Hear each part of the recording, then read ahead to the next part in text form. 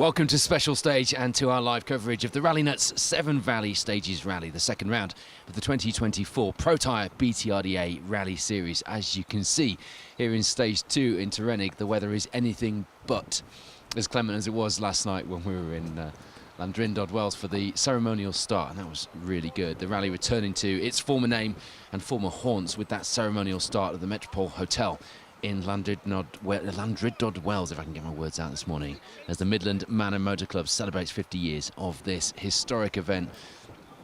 I'm Paul Woodford. You're tuned into Special Stage, and we are delighted to have you along. It's not just a nod to the past making up the celebrations here in Wales, either for the second round of the Protyre BTRDA Rally Championship. The 2024 event marks on the calendar the longest one-day rally of the season, 62 stage miles on spectacular stages such as Sweet Lamb and Meherin, up 17 miles from last year without any real increase in entry fee, a rally driver's delight. As expected, the rally has attracted as a result an all-star and bumper entry list, world, European, I think, yeah, definitely American as well, and multiple British champions joining the ranks of the Protyre BTRDA Rally Series crews for this second round. As always, we'll be live for the entire entry, or that's the plan, satellite uplink permitting. Are you listening, Elon Musk? And we'll be telling the story of the BTRDA Championship, which picks up where it left off in the Lake District last time out for the Malcolm Wilson Rally. We'll bring you a live stream of all crews in the field through Stage 2 here in Terrenig, and later at around 3 o'clock for a monster 15-miler through Meherin. So you'll get a flavour for the overall event. Phil Bramwell will also be live with our second Special Stage camera team in Stages 4 and 7. Hello, Phil. I know he's in the bowl and it's pretty misty where he is as well. He's in Hafren Sweet Lamb with the story of today's Welsh Rally Championship crew. So 4 live stages here to keep you entertained as this historic event adds what promises to be an explosive latest chapter to what is, you have to say, an impressive story so far. A word for all of the people, all of the volunteers and the passionate and talented people who have kept that rally running and built on its success. 50 years running the Rallynuts Severn Valley Stages. Rallynuts into their 8th year of sponsoring this rally.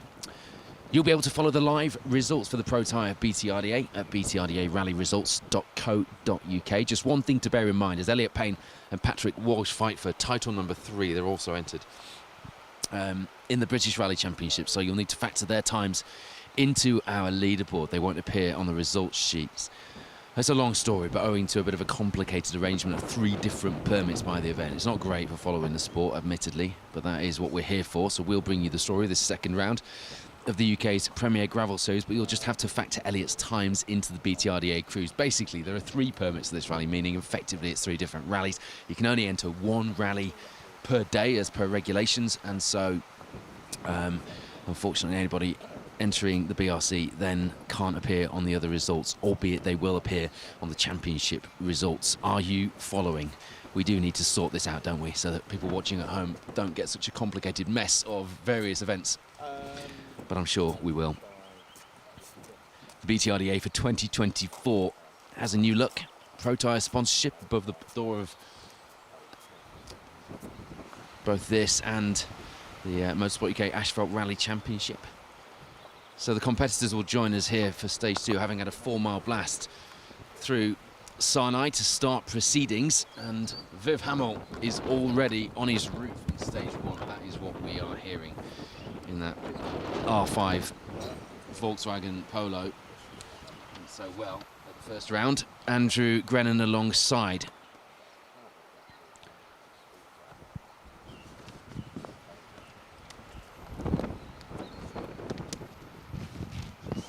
So they were,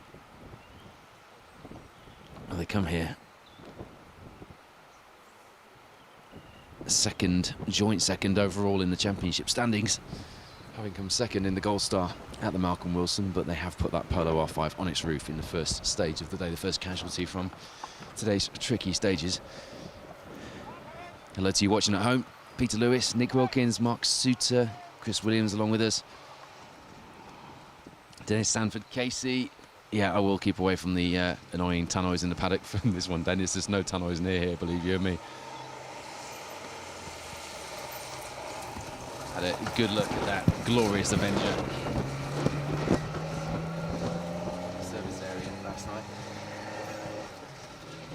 Neville Breach, Tony Vart alongside in that H1, H2 car.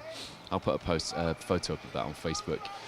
After the event from the service area yesterday, had a good old trudge and nerd around last night. Tim Rogers is having Eggs Benedict with basil. It's very posh for his breakfast.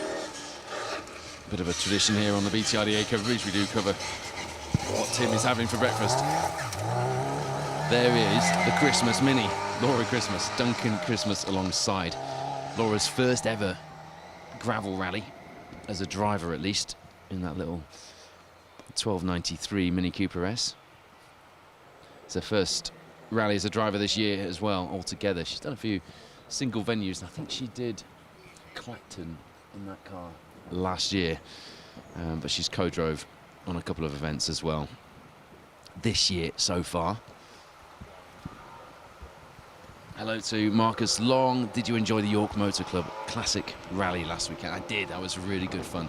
And I even got a photo of the Clan Crusader bursting out of a Ford. So just to prove I did go through one of them. The smaller of the two, but I still did go through it, which is the main thing, isn't it? Thomas Mill, Neil Jeffrey in one of the MG3s. That is a series, a one-make series that I'm really surprised hasn't really taken off. Cracking little cars to drive on the road. I'm sure they're great fun on the rally stage. The parts are relatively cheap. There will be plenty around in salvage yards for bits of bodywork and whatnot. And there's plenty of dealer support. And of course, it's a fairly modern car, so good for sponsors and not that expensive to prepare either. So I am really surprised that that one hasn't taken off as much as I thought it was. I was full of admiration when they first burst onto the scene, and I still am. Hello to Ben Williams. He's in Meherin Post 18 radio car today. Thank you for marshalling, Ben. You'll probably be a bit drier than us. That is for sure. I'm kind of huddled under the special stage umbrella where the live broadcast kit is this morning. Len Davies watching with us from Newcastle Emlyn in West Wales. We normally get a few people watching from very exotic locations, which makes us feel very jealous when we're here in a cold and wet and misty Welsh forest. So thanks for bringing that one in to begin with. Paul Morris, the Protyre Motorsport UK Asphalt Rally Championship coordinator, of course, watching with Wakely and Steve Wood, Team Protyre. Bob Wiggins is watching before heading to Anglesey, ready for tomorrow. Phil Brammer will be joining you for coverage of the Circuit Championship in Anglesey tomorrow. I've got a Sunday off, so I'm taking a little brown 70s sports car to an air show. See if it can fly. Lewis Hooper is watching, presumably, before he waits to get into the stage. Good to have you with us.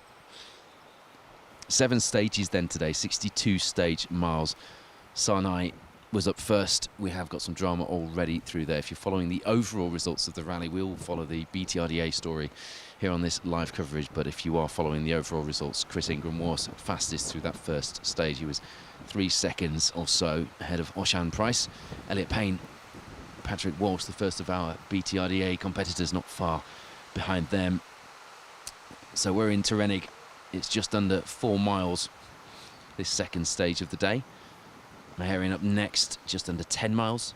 Then it's Hafren Sweet Lamb, where you'll find Phil Bramwell covering the Welsh Rally Championship cruise. So we'll be leapfrogging on the live streams here at Special Stage with 2 teams out today.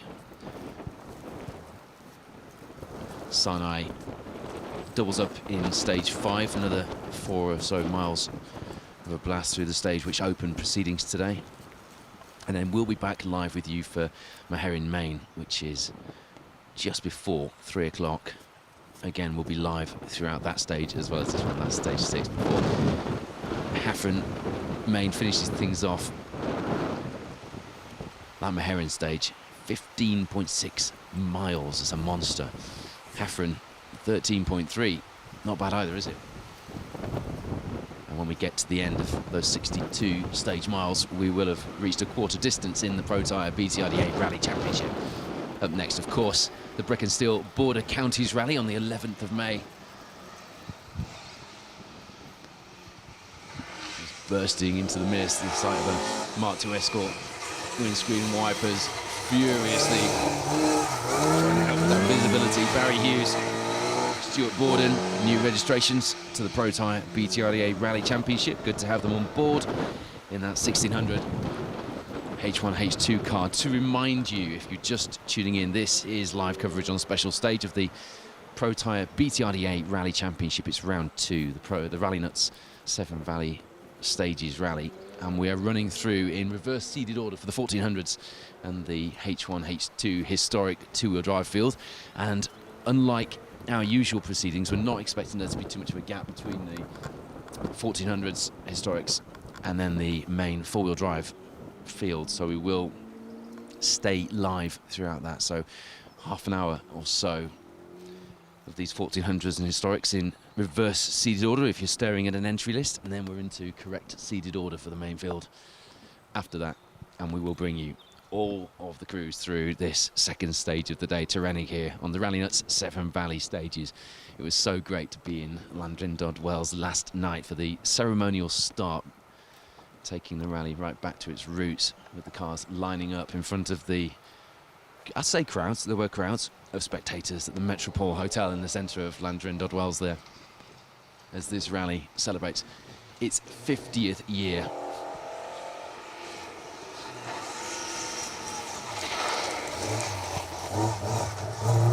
Freddie Camp, Stephen Spear into this second stage. These crews then have all done a stage this morning already. Sarnai, Nigel Jenkins, Karen Jenkins, reigning Bronze Star champions, came second place to Callum Black and Jack Morton in that 1400 Suzuki Swift that Steve Black is back in this weekend at the opening round. They lead the way so far, just a second though ahead of Steve, with James Aldridge alongside in that Super 1400 Suzuki Swift. Dylan Fowler, Bishop, Dan Evans behind them in third place.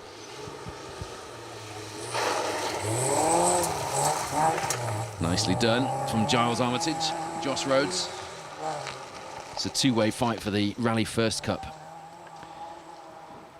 so far this season between Giles in that 205 and Martin Beach in a similar 205.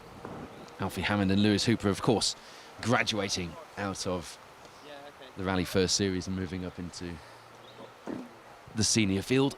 Alfie not here this weekend, but Lewis very definitely is.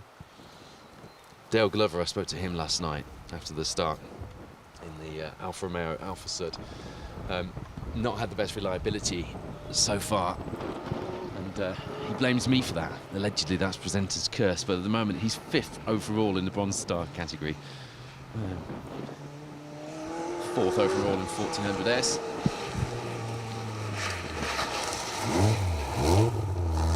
And there is Martin Beach, Daniel James alongside.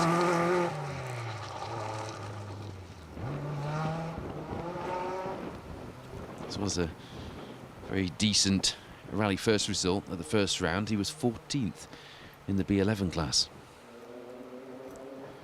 Giles Armitage, though, retired on the last running of the Rallynut stages last year. Martin Beach wasn't present at the Malcolm Wilson for the first round of the season, so his points tally, he will hope, starts here. That left Giles Armitage just to get some points on the board, of course.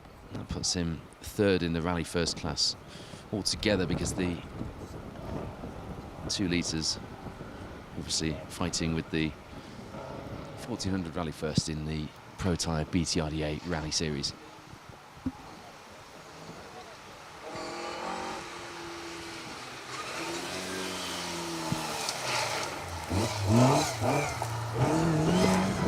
Jeremy Wells, Martin Saunders came 11th in the H1, H2 category on the Rallynuts last year. Weren't with us at the opening round, the Malcolm Wilson Rally. They came 5th in the Historic Cup in the 2023 BTRDA Rally Championship. 13th overall their time through the first stage of the day, Jeremy and Martin in the Mark II. That put them second of the H1, H2 winners through that first stage of the day.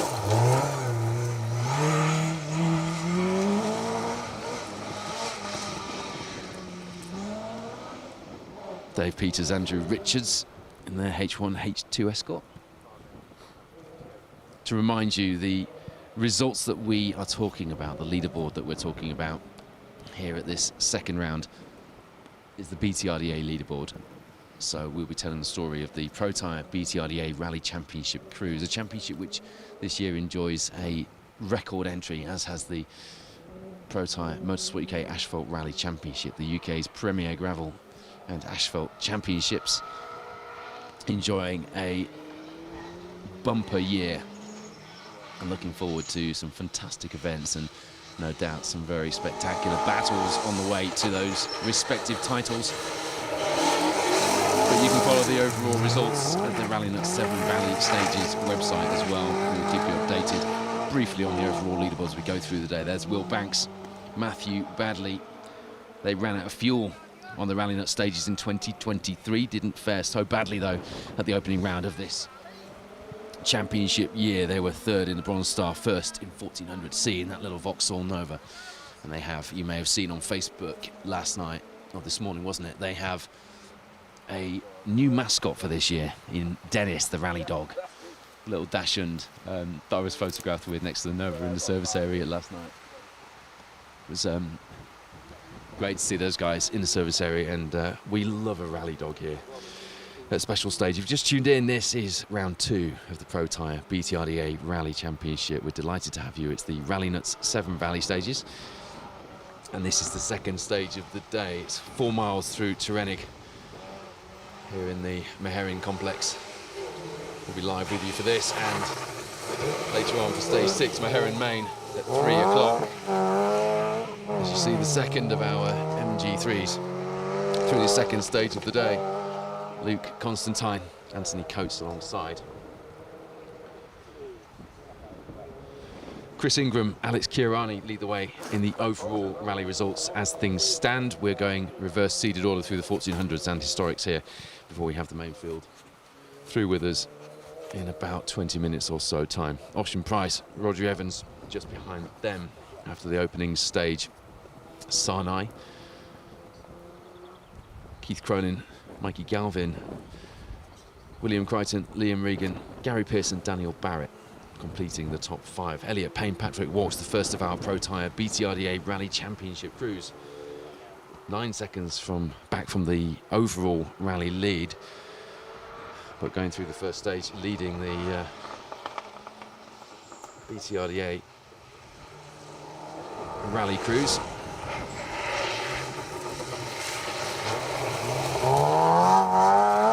Niall Cowan, Charlie Sayett Payne alongside in the third of the MG3s. They sound cracking, don't they, those little MG3 challenge cars? I'm again really surprised that that hasn't taken off more than it has as a one-make series. If you are watching the results, you will have to, I'm afraid, juggle between 3 different sets of results because of the complicated way the rally has organised with 3 different events effectively, meaning that any crews entered in more than one will only appear on one leaderboard. There's a bit of cross-referencing to be done here in the Welsh Forests today. There's Matthew Evans, Dan Evans alongside. They were second 1400C finisher on the opening round, the Malcolm Wilson Rally, a few weeks ago. It seems a long time ago now, doesn't it, that we opened the 2024 Protyre BTRDA Rally Championship season. Don't forget, we will be giving away one of our exclusive Money Can't Buy Rallying is Life Rally TV t-shirts, again on today's live coverage, as we are doing with every live stream that we do this season. We just want to get you involved with our live coverage. So we do that by asking you just to comment. Tell us where you're watching from, what you're doing, what you're enjoying about the coverage. As long as you've commented on the live coverage, you will be in the draw to win one of those t-shirts. As I mention every time, you really can't buy these things. I've tried, believe me.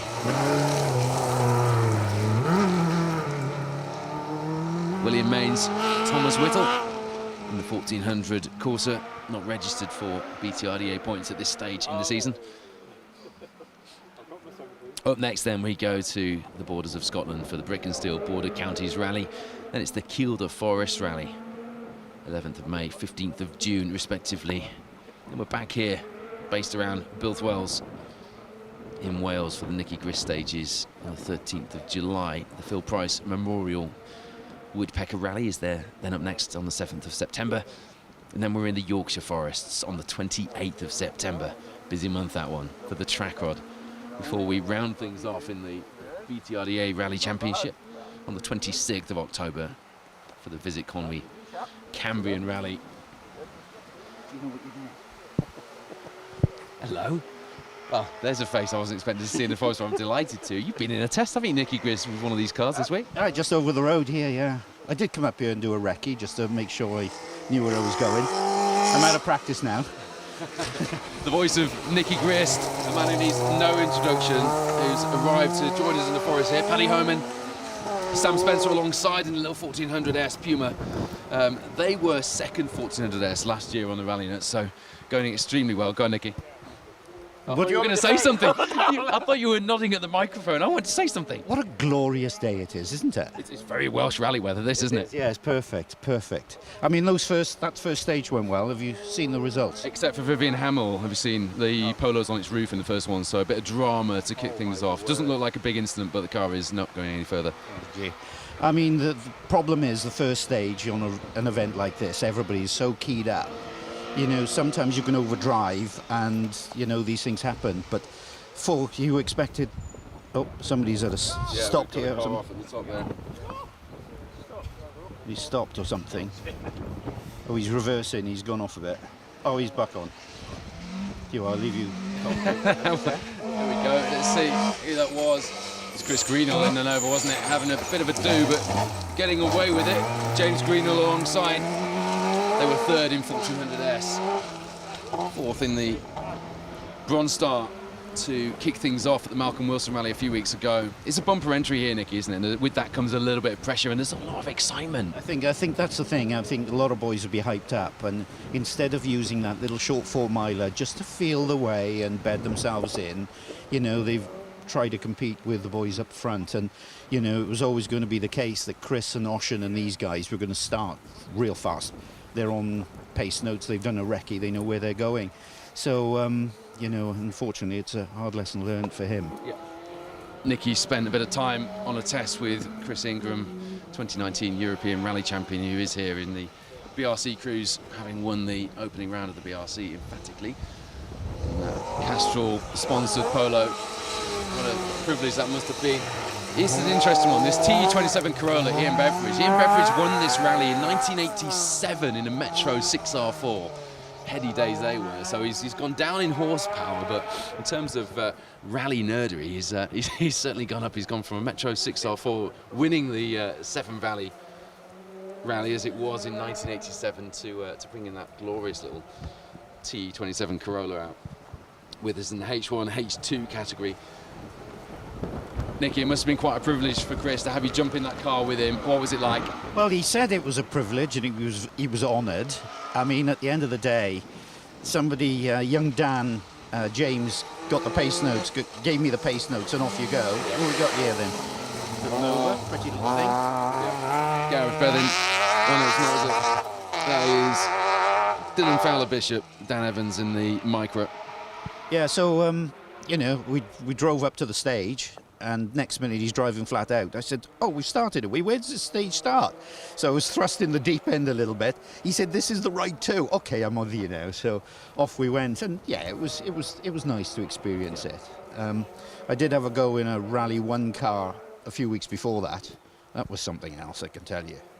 Did I see your Celica on the road yesterday, near here? There was a Castrol ST185 Celica, followed by a white road-going one, which I thought, was that Nicky? Just drove past me.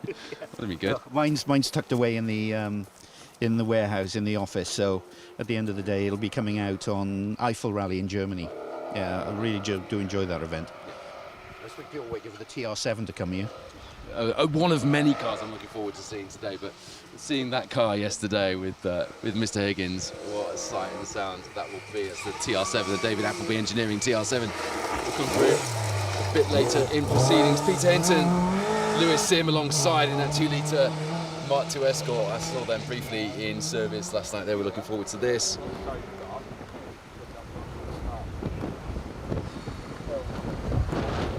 Some of these cars in the 1400s running a little bit out of order after the first stage.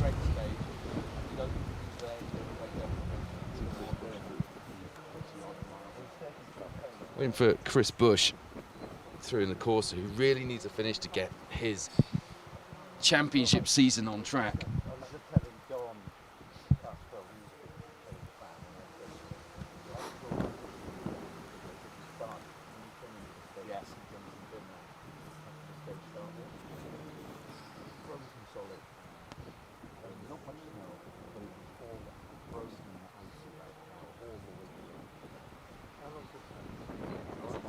At the moment, Ashley Francis Adams, Mark Ammons that you saw through just then in the Nissan Micra, just coming out of the fog here in Tyrennig, have put the fastest time in. We are still waiting though for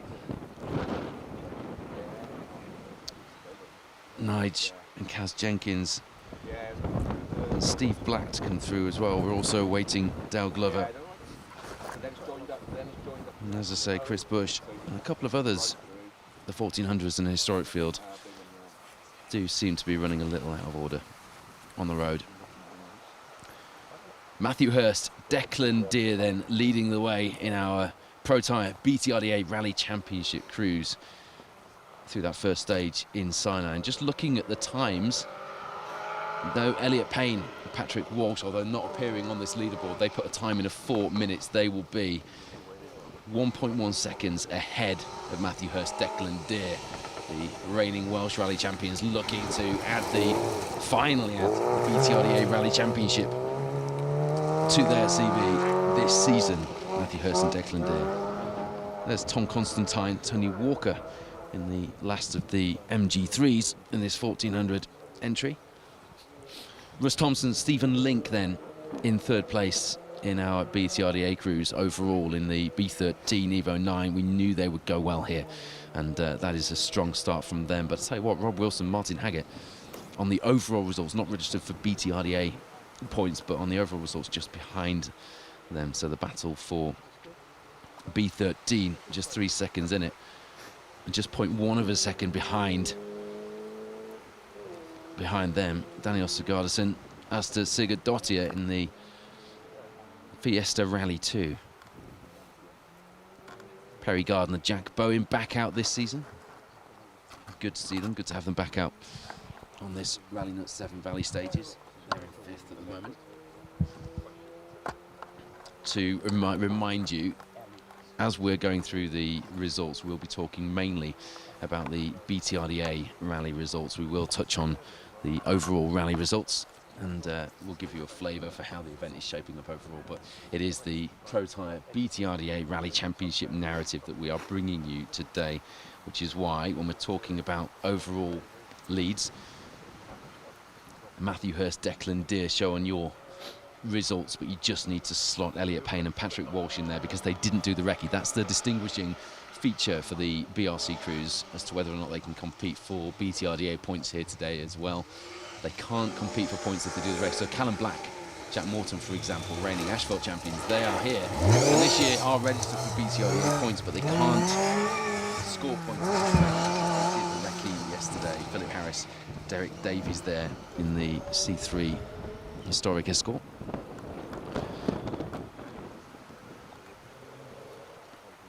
So yeah, Elliot Payne, Patrick Walsh leading the way, albeit not appearing on your results at btrdarallyresults.co.uk, because that quirk in the 3 different permits being run by the event making up the Rallynuts Severn Valley Stages Rally.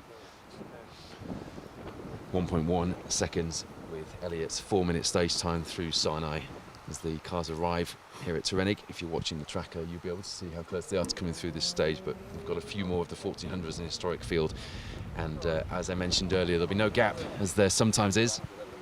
We'll be keeping the stream live. Liam Clark, Emily Easton Page had a good run through that first stage. 6th overall in our BTRDA cruise. In that Fiesta Rally 2, of course, stepping up Liam from the Fiesta R2 last season.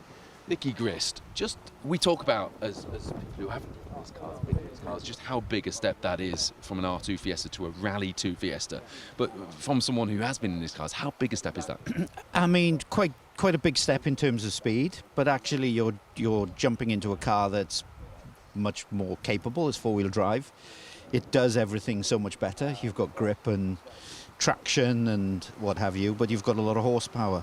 But to drive them really quickly, that's a different thing. So how impressive is it for someone to go from a Fiesta R2 where they were winning R2 rally category classes to then becoming 5th overall in a Rally 2 with 2 rallies under their belt? Well, it shows how much easier it is than a front-wheel drive car, doesn't it? Chris Squires, Sean Hughes, one of the BHRC crews, another of the championships, joining the ranks of the Protyre BTRDA Rally Championship here at the Rallynuts Severn Valley Stages Rally. So yeah, a really impressive performance so far from those pair, Liam Clark, Emily Easton Page in that Rally 2 Fiesta. It's really good to see young drivers as well moving through the ranks, isn't it? It is, and Emily as well is one of our Motorsport UK Academy co-drivers, so fair play to her. I know they were quite keen. I saw her this morning, so... We've got a few out here as well, and Bonnie Papper's out as well. Yes, and Dan James is out. I think Harry Stubbs is out, so there's a few of the boys out here today. So feels like there's a real momentum to things at the moment, doesn't it? There is, and it's nice, and I hope we can keep it going. I mean, it is early in the season, and if anybody's got aspirations of doing well in the championship, if it goes horribly wrong in the earlier events, then it tends to tail off a bit towards the end of the year. But we're starting with a very strong field, and I think that's really positive. And especially BRC, I'm really happy for the BRC guys as well. And of course, there's a bit of F1 glamour here with Verstappen as well. I'm sure he's keeping himself to himself. Boy band glamour with Shane Lynch here as well. Yeah, in the Land Rover. Yeah, I think it's all good stuff. I think it's a break from the norm for a lot of people, isn't it? Yeah, it is. And these guys have probably got everything they want and can do whatever they want, but to have their first real taste of gravel rallying for like Jos Verstappen and his teammate and friend, you know, they've never done gravel before, so this is a step into the dark for them, or into the fog in this case. Yeah, step into the fog here in Wales, and as Nicky mentioned earlier, that is the voice of Nicky Grist, by the way. How lovely to have him join us unexpectedly in the forest this morning. He says, wow, I tell you what, that's how you do it. Fair play there, Matt Brown, Tom Jordan chucking that Avenger around, and I don't know if they'll have big grins on their faces or they'll be looking at each other to think we got away with that one there, Nicky. Yeah. There's going to be a corner waiting for him if he's going to carry on like that anyway. That one was almost waiting for him, yeah. But that's what we like to see. Lots of sideways, lots of big action in these forests, and there's plenty of room to do it on this corner that we picked for you, and that might be part of the reason that producer Wayne picked this particular corner here in Terenic for the second stage of the Rallynuts Severn Valley Stages Rally.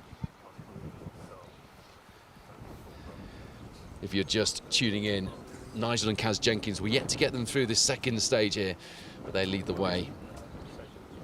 It's a slender lead, shall we say, after the first stage. Steve Black, James Aldridge, just 1.1 seconds behind in the Super 1400 Swift. 7th and 8th overall in the BTRDA leaderboard, those pair. Then it was Dylan Fowler-Bishop, Dan Evans in the 1400 C Micra in third place, 7.4 seconds behind Steve Black. Yet to get the first two of those cars through this stage. We have had Dylan Fowler-Bishop through.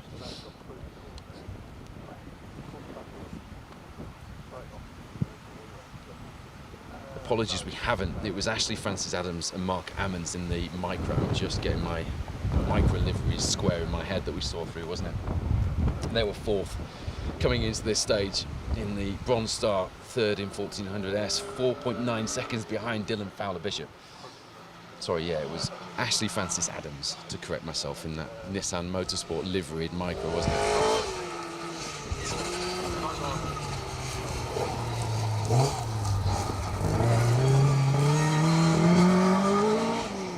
Howell Davies, Sean Rowlands in the H1, H2 Escort. Not quite taking the same line as the Avenger pair, Matt Brown and Tom Jordan, the car before in that Category 2 Avenger. That was spectacular to watch. Got Nicky Grist all excited as well.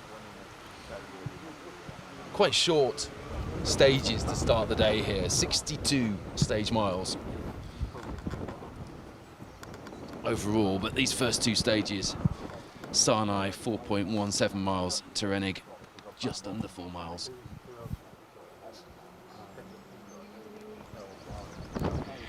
And then we get into the almost 10 miler through Meherin after that.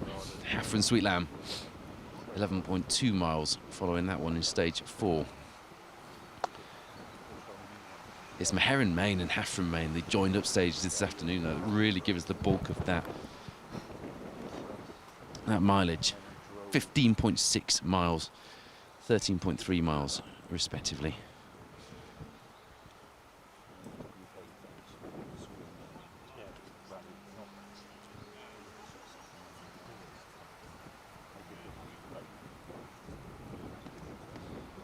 BTRDA Rally Results.co.uk is where you'll get your BTRDA leaderboard, which is what we're talking about here today. Ashley Francis Adams, Mark Ammons then in the micro that we saw through just a little earlier, leading the way through this stage with times posted so far, just expecting to see Chris Bush, Steve Black and Nige Jenkins through here. And here is Dale Glover as well. David Smalley alongside in the Alpha Sud, looking for some reliability. This pair, after a pretty grotty season, a bit of a stinker really for reliability. And when they didn't retire, they usually chucked it off the road. So looking to get some finishes under their belts. But as I mentioned to you earlier, they actually blame me for that. A lot of presenters' curse apparently going on there. They were 12th overall in the BTRDA leaderboard coming into this stage. Just looking down, they were 5th in the Bronze Star category, 4th in 1400S. Steady away, but a solid start for the Alpha Sud pair. And as we say so many times, having seen that car a few years now on these stages, so good to have it adding to the variety here in the Protyre BTRDA Rally Championship. Bit of a conversation going on in various places. I saw on Facebook this morning, Neil Shanks had posted up to say he was annoyed with the backward step in stage rally decals, the traditional big door numbers, along with high-vis numbers being mandated by Motorsport UK.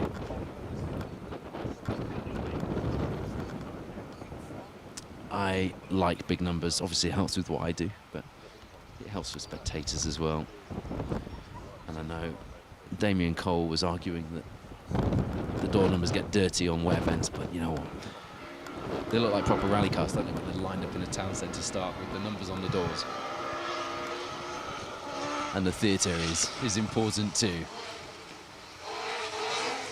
There we go then, the car which took victory at the opening round, the Malcolm Wilson Rally, in the hands of Callum Black, Jack Morton, who are here this weekend, competing on the BRC part of the event in their Rally 2 Fiesta. This time, the Suzuki Super 1400 Swift is in the hands of Steve Black and James Aldridge, and they were 2nd place coming into this 2nd stage of the day. Going well through here, and they were looking forward to the challenge. I had a brief chat to Steve last night. Llandrindod Wells for the ceremonial start, harking back to the event's roots when, during its 50-year tenure many years ago, it used to start at the Metropole Hotel in the centre there in the Welsh town, and it was back for this year with the crowds and the autograph signings and all the little bits of theatre that just make these events a little bit more special when we can take them to the fans. So we all really enjoyed that last night. If you are around the town or you're able to get there and you fancy sampling some of that today, Well, the cars will be arriving back there after the 7th stage of the day, so they're going to be back around between 5 and 6 o'clock. I think you'll see your first cars back into Llandrindod Wells for the finish this evening. This is the second round of the Protyre BTRDA Rally Championship, marking at its conclusion today the quarter distance in the championship. 8 rounds making up a fairly unchanged calendar for the BTRDA Championship, albeit with Protyre sponsorship. This year it's a new look BTRDA Championship that we have for you, and we will be live for every single rally of this season. Same for the Pirelli Welsh Rally Championship, which you can catch action from about 11 o'clock. Also here on special stage with Phil Bramwell today. There is Dylan Fowler-Bishop, Dan Evans.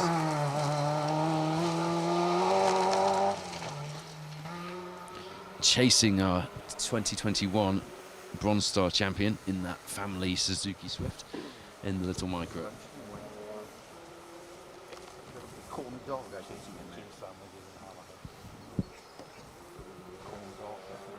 Dylan Fowler-Bishop, Dan Evans, who you just saw through there in the 1400C micro. 3rd place overall in the Bronze Star, leading the 1400C class there.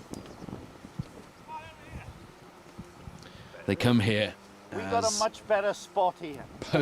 Podium finishers in the Fuchs Lubricants Bronze Star Series, and they were 3rd in 1400 S2 to begin the season at the Malcolm Wilson Rally.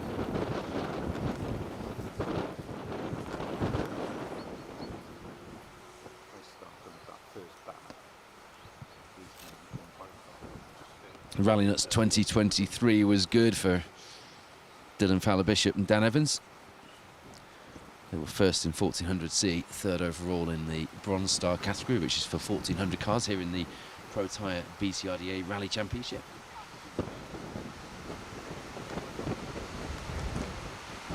BTRDARallyresults.co.uk to remind you where you need to be to get that time. So Steve Black, James Aldridge slot themselves back in front of Dylan Fowler-Bishop and Dan Evans, where they were in the first stage. The gap growing by 2 seconds or so between the Suzuki Swift and the Nissan Micra.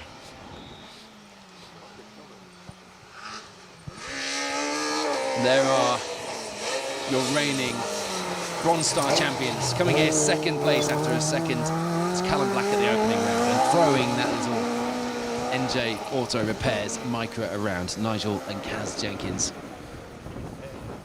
Number 201 on the door, 1st of our 1400 crews, and leading the way after that first stage of the day through Sinai.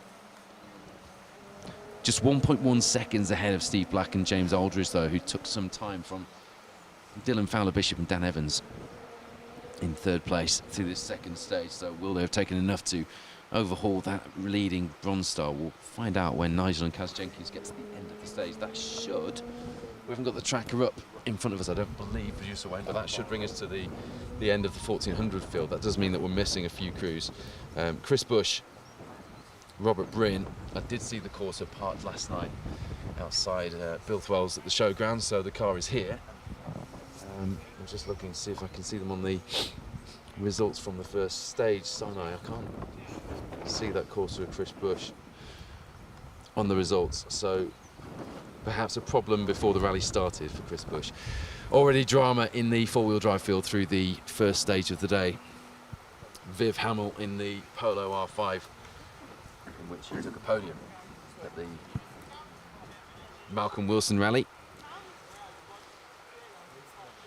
2nd in the Gold Star, a car on its roof. Saw a picture of that, having been taken by a spectator in the opening stage.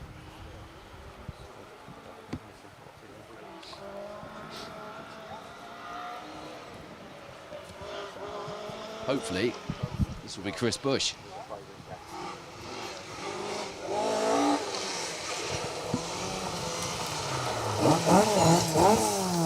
Josh Carr gosh, I know him.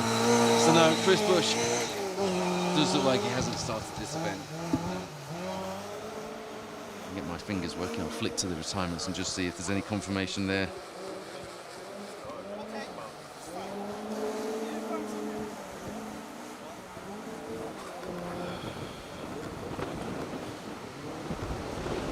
So just a short gap before we get the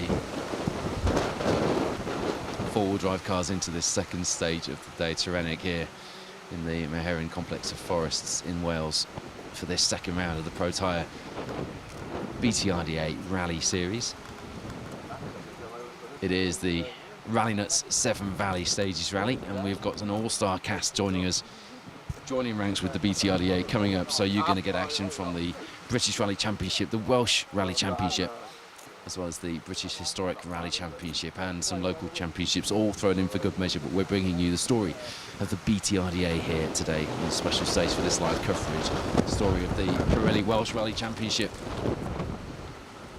is being brought to you by Phil Bramwell and our second special stage live team. And they're going to be in Haffer and Sweet Lamb. They're in the bowl as we speak, getting ready for an 11 o'clock go live. So you can follow them for the results of the Pirelli Welsh Rally Championship and more action as well, giving you 4 complete stages of live action from the Rallynuts Severn Valley Stages Rally. Nicky Grist joining us here, spectating and very interested in what's going on today. We'll hear a bit more from him hopefully shortly. And yeah, we have got some star drivers here today, not least Jos Verstappen, Max Verstappen's father, former Formula One driver. My boss used to own the orange Arrows. Remember the Lost Boys colour scheme? He used to own that Mecha Chrome. I think it was a Mecha Chrome engine in that thing, in that V10 engined car. And just getting the thing started was an absolute mission. Just getting the thing to fire up. Tested it at Blyton Park. Imagine testing one of those V10 era Formula One cars at Blyton Park. Anyone who's been to Blyton will be raising their eyebrows at that.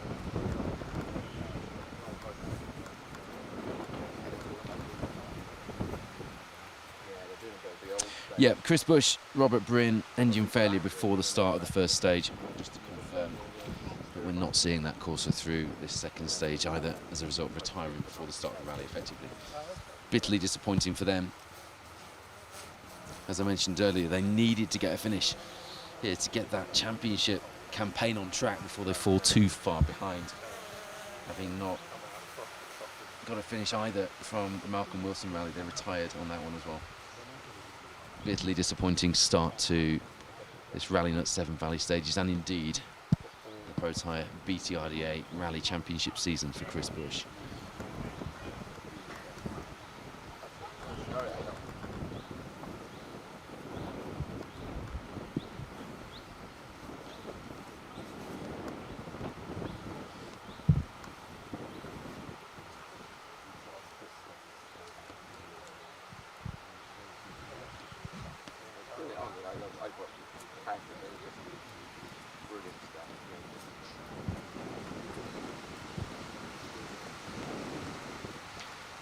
If you're just tuning in, this is coverage of the Protyre BTRDA Rally Championship on Paul Woodford. You're watching Special Stage Live and we're awaiting the main field through. We've had the 1400s and historics through the second stage of this Rallynuts Severn Valley Stages Rally.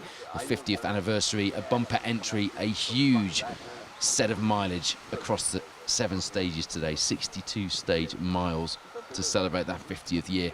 And we're awaiting the 4-wheel drive cars through the stage. It's a very short gap. Ben Gilbert saying the feeder's gone. No, wait, that's Meharin in the fog. It certainly is. Richard Jessup wishing luck to Nigel and Kaz Jenkins. I'll just check the times. I'm juggling 4 different things here and it is absolutely freezing, so bear with me. Steve Black, James Aldridge then did do enough. That 1.1 second gap back to them from Nigel Jenkins and Karen Jenkins has swapped around. So the Bronze Star leaders changed hands here in stage 2. 1.2 seconds the gap now between that 1400 Swift, which has so far proved to be a bit of a nemesis, hasn't it, for our reigning Bronze Star champions, Nigel and Kaz Jenkins. 1.2 seconds the gap. Steve Black, James Aldridge, Nigel Jenkins, Karen Jenkins, Dylan Fowler Bishop, Dan Evans, 8 seconds back in their Micra. Then Dale Glover, David Smalley having a fantastic start here. I'll try not to give them presenter's curse. 8.2 back in the Alpha Sud. Ashley Francis Adams, Mark Ammons in the second of the Micras in 5th place, and that is your top 5 at the moment. It's what they paid me for. I don't know about motorsport, but you certainly are listening to Motor Mouth today anyway. Nicky, what are we expecting from these top guys then? You said before that the pressure can get to some of them. We've seen that from Viv Hamill. This is the voice of Nicky Greers, an absolute legend, and we're delighted to have unexpectedly join us on the stream, so I'm going to make the most of it in this little gap here. Don't blame you. Just give us a bit of a feel for what you're going into this. It's foggy, the conditions are damp. Not all of them have done these stages. Well, they've all done a recce, so they know what's coming, instead of just, you know, dealing like the BTRDA guys, just having notes given to them. But the thing is, this fog adds a whole different dimension. Now you will see the people that are really confident in their pace notes and the guys that can actually drive with probably 50% visibility, where they're actually committing to the notes. Yeah. So stage times, what you've seen on stage 1 could change completely here. Somebody who is maybe fifth quickest could be right up and sort of at the top, in the front. I think Chris is pretty good in the fog. He's got quite good commitment, so, you know, I expect Chris to be pretty fast. It's a horrible phrase, but he's actually a really good all-rounder, isn't he? Because he's got the experience. He is, and, you know, in all best will in the world, he's a European champion, but he's also been exceptionally quick in Rally 2 cars on the World Rally Championship. It's a different league, really, and, you know, probably he's not going to keep committing and winning by 3 minutes. He just will do what he needs to do. But Oshan, former British Rally champion, behind him. You've got Will Crichton, World Rally Championship experience there. yeah, well, I think if there's, in the British Rally Championship, there's 2 events for Oshan, isn't there? This one, would really want to win, and he'll also want to win Rally Bay Ceredigion, as far as BRC is concerned. They're on his home turf. He's got confidence, and I spoke to him this morning at MZ0, and he's up for it. But saying that, the first stage said a different story, didn't it? It did. Now, that's the overall rally leaderboard we're talking about there. In terms of our BTRDA crews, just what kind of a difference does it make, really, in real terms, for Elliot Payne and Patrick Walsh, who didn't do the recce in order to score points in the BTRDA? Well, the thing is, they do have they're buying organisers' pace notes, and they've also got a DVD. So they will have done a lot more recce using the DVD. Yeah. Saying that, Chris will have recorded his recce as well, and he would have been reviewing that last night. So these guys will be a lot quicker than just turning up with a set of notes and driving. But 10% slower, I would say, at least, and could be upwards of 15 to 20. So Elliot's 2-time and youngest BTRDA rally champ. He really wants to make it 3. He's mixing that with a campaign in the BRC this year, so it's a real balance, isn't it? You've got to decide what to do for best. But here we go. First of our cars through will be Chris Ingram, Alex Kirani, who were leading the way in the overall event leaderboard coming into this. It's not, is it? It's Will Crichton, Liam Regan, first on the road. So Ingram and Kirani have dropped back, hopefully just dropped back on the road. Possibly a strategy call, we're hearing. He was talking to me about where do you think I should start on the road, and I said, difficult to say in these conditions. Alex said that to us last night as well. He said he was worried about starting first on the road, so maybe that's why our reigning Rally 3 World Rally Champion Will Crichton, Liam Regan alongside have come out first on the road here in the Fiesta Rally 2. So if you're following the results, if you go to the Rallynuts, I know this is complicated, 3 different permits, 3 different sets of results to follow. You've got to piece together your narrative as you go, and we're following the Protyre BTRDA Rally Championship narrative. But you can follow the results yourself if you go to the Rallynuts stages. Oshan is 6 quicker at this point. Oshan Price, Rodri Evans, that's important because Oshan was just 3 seconds behind our rally leaders overall coming into this one. Oh, Will Crichton, 6. That was Oshan second. That was Oshan, yeah. Yeah, Oshan was second place coming into the race. He was 3 seconds. Yeah, he did go right. Confused myself now. And me. Where am I? What am I doing?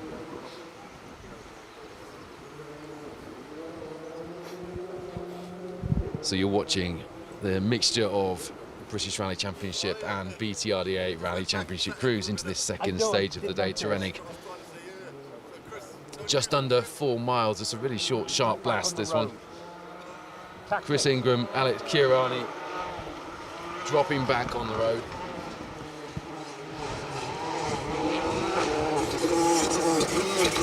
It's 4 up. Keith Cronin, Mikey Galvin, who were third coming into this stage. He was 4 up on Creighton and 2 down on Ocean. Which will think.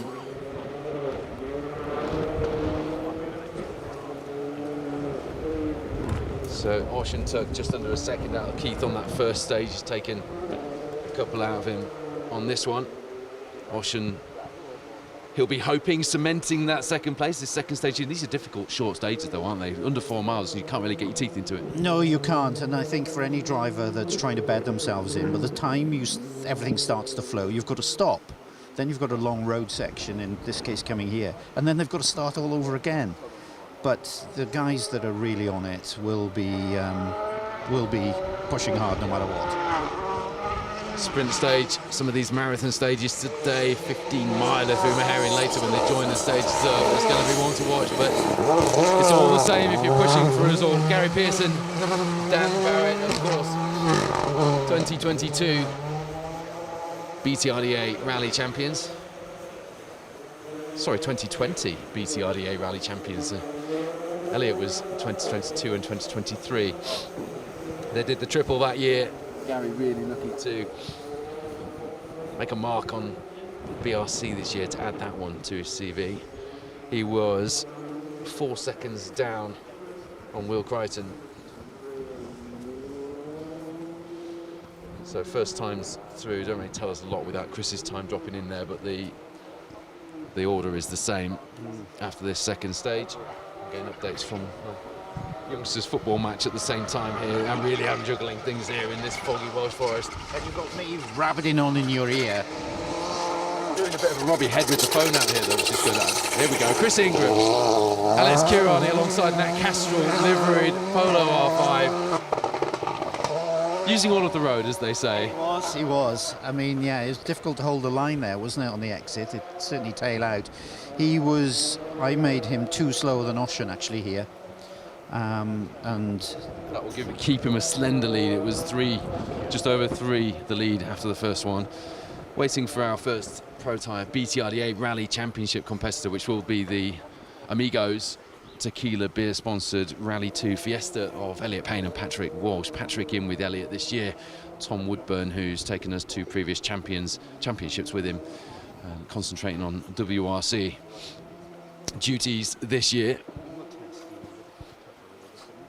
So we're just waiting for that Amigos car through, and it will be interesting. They were just outside the top 5 in the overall event leaderboard, but leading the BTRDA event leaderboard by just over a single second from Welsh champions Matthew Hurst, Declan Deer. There he is, Elliot Payne, Patrick Walsh. Nicely done from the youngster. Really set that up nicely, didn't he, Nicky? He did, but the time does not read well, actually. He was 5 slower than Will Creighton there, so he's the slowest of the bunch by quite a considerable amount. So yeah, nice flamboyant driving style for sure. Maybe what we said about the recce, you said 10% down. That's the first of the cars that you're watching through the stage who hasn't done a recce, hasn't driven through the stages at something like road speed on the build up to this. Elliot was 6th after the first stage. He was 9 off the lead, so that does fit with you've got more or less. He's consistent through the second stage with that, but that keeps him in the lead of the BTRDA crews if the pace is consistent. From Matt Hurst and Declan Deer, this pair here who need a bit of luck in the BTRDA. It's gone really well for them in the Welsh Championship, and if you want to compare their times with Elliot Payne and Patrick Walsh, you're just going to have to slot Elliot's time into the BTRDA leaderboards. How do you feel about these different permits and the confusion for anyone looking in, seeing different rallies effectively rather than an overall entry list? Am I just getting my knickers in a twist about something I don't need to? No, you're exactly right. We've got a mix of championships, that's all it is. We've got one rally, And It's 3 different permits, so none of the results show combined crews, and it just seems confusing to the outside world at a time when it adds more effort for people who are organising the events, and we want new blood in to do that. It feels difficult. I think the world we live in at the moment is why make something easy when you can make it difficult? Yes. And that's exactly what we've got going on here. Please you say that, because that's what I feel. Certainly getting the prep ready for this event, but You know, that has meant that the organisers have had 3 lots of work to do, so you know, hats off to them. They're putting the hard yards in. James Williams, another of our BTRDA Protyre Asphalt Rally Championship crews this year, but here with Ross Whittack alongside is here in the overall leaderboard with his BRC hat on, not registered for Protyre BTRDA points. Are you following so far? As Nikki confirmed there, it is a bit of a confusing picture when you have 3 different events with 3 completely different entry lists and leaderboards. It would be nice to really, we want to go back to having international and interclub. You know, the 2 levels like we had when I was a kid watching rally. You had the international boys, and then you had the club, effectively. Well, the other problem you've got, you see, is for all of these events, in the UK, we're only allowed a maximum of a 3-hour road train. So if you had separate rallies, all of a sudden, then you've got very quick guys coming up at the back of the field of another rally who are the slower cars. They're going to have a much bigger gap. With 180 cars, it's impossible. You couldn't run it. it is tough. Here we go then, that Yaris Rally 2 that we've seen on the asphalt, and here it is. Myron Evans, Jonathan Jackson, the Motorsport UK Rallies manager, alongside in that Melvin Evans Motorsport run Castrol Yaris Rally 2, which has made so much noise off the stages and has made a fair bit of noise on it as well. Great photos of that with your Salika. Yeah, the launch was great actually, and it went a little bit viral, didn't it, altogether? But, you know, having spent the day at the test here, the car looks fantastic. And speaking to Lewis Allen, the guy who was the project manager and engineer of the whole thing, you know, they put so much effort into this car. I think technically it's better than anything else that's out there. And, you know, everything's GR Yaris base, so 3-cylinder, 1600, 300 horsepower.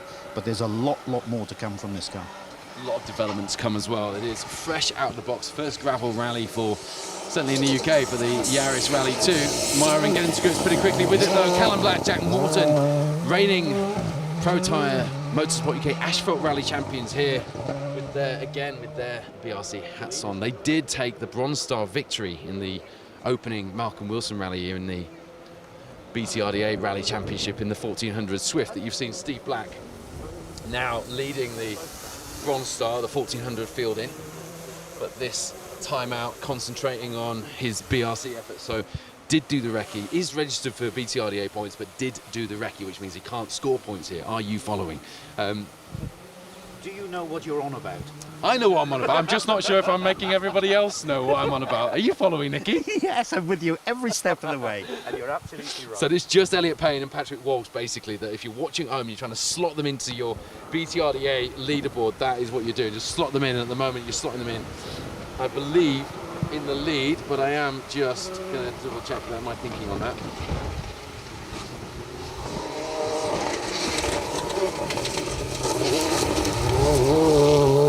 Ollie Mellors, Ian Windrus in the Iris R5, a car which they are continuing to develop and determined to get on pace, but albeit it is a few years old now, and it was never a works car either. So that's a hell of an effort to get a car like that to be, competitive in a field like this. Well, it is, and it's homegrown, really. I mean, it was a couple of talented mechanics and Chris with a passion to do it, and literally they've pulled it together at home.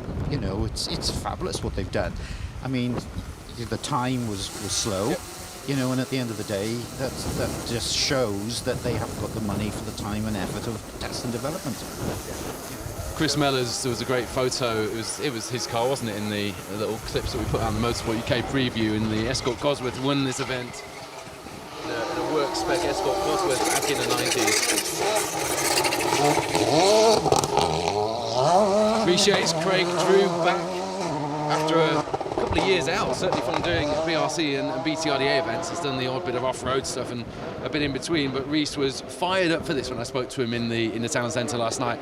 He's got a hell of a job on his hands, though, joining in this field at round 2 as well. Well, I don't know if he's going to do any more, but it was always going to be the case. You're going to be rusty, aren't you? No matter how much mileage you do. When the closed road flag drops and you've got all these yellow arrows everywhere, that's when it matters. And, you know, probably bed himself in. He'll be a lot better this afternoon, I'm sure.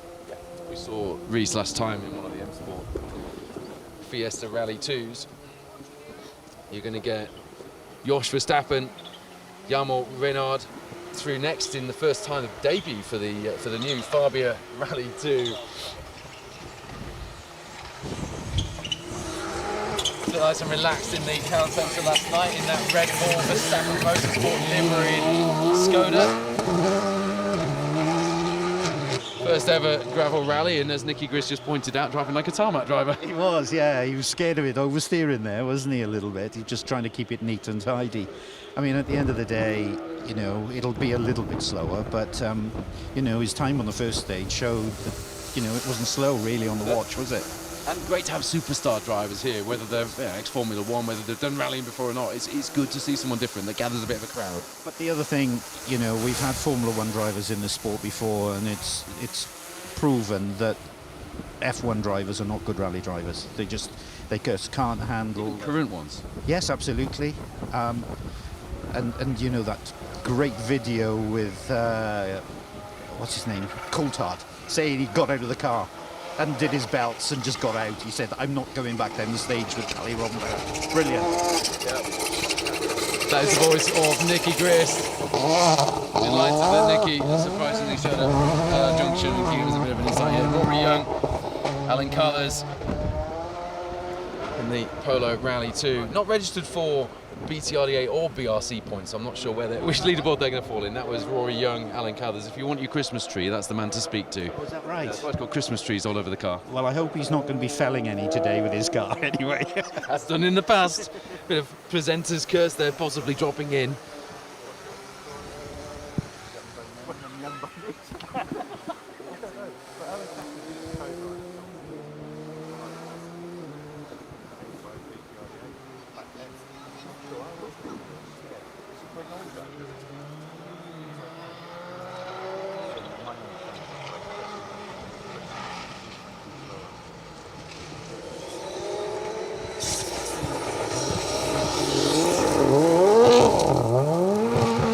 Scott Beattie, BTRDA Davies were 4th overall on the Rallynuts Rally last year. A bit of a leaderboard for them to contend with this year. They are registered for points. They were 5th.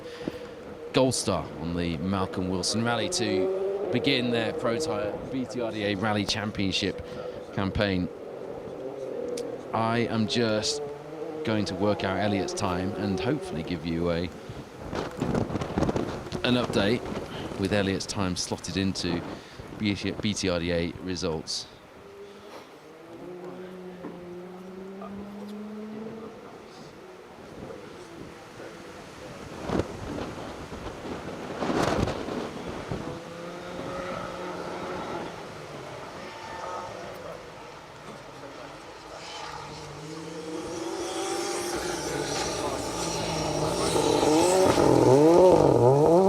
It's Perry Gardner, Jack Bowen alongside.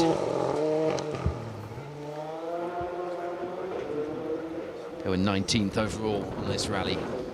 Last year, Perry had some real star showings when he has been out, and hopefully after a couple of showings recently on rallies, albeit this being the first BTRDA outing, having not been with us at the opening round, hopefully this is a sign that we might see Perry back out.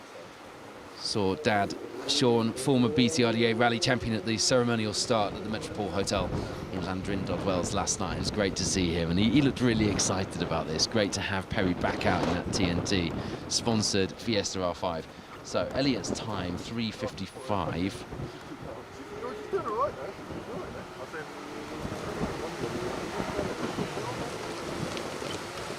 It would keep him, yeah, just in the lead of the BTRDA crews overall.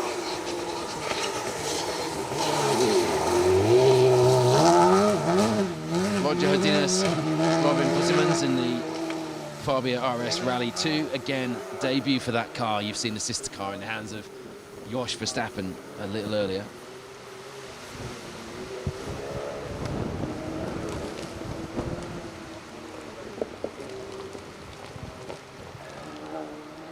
BTRDA rallyresults.co.uk is where you need to be to follow that leaderboard. If you go to the Rallynuts website, you can have a look at the overall leaderboard as well. And if you're quick enough, you can cross-reference the two and somehow find your way through the muddle that is 3 different permits on the rally, making it a bit of a confusing picture to anyone looking in.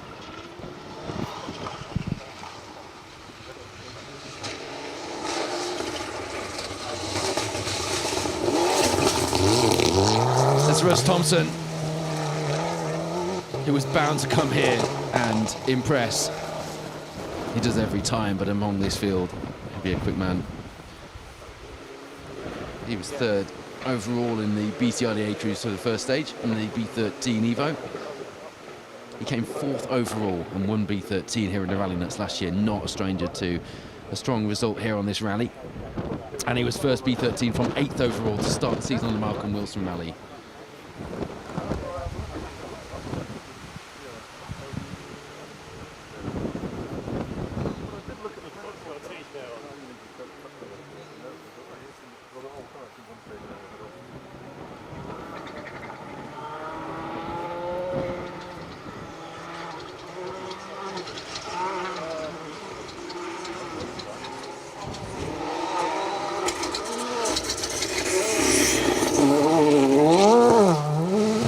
Daniel Scotton, Astra Sigurdottir,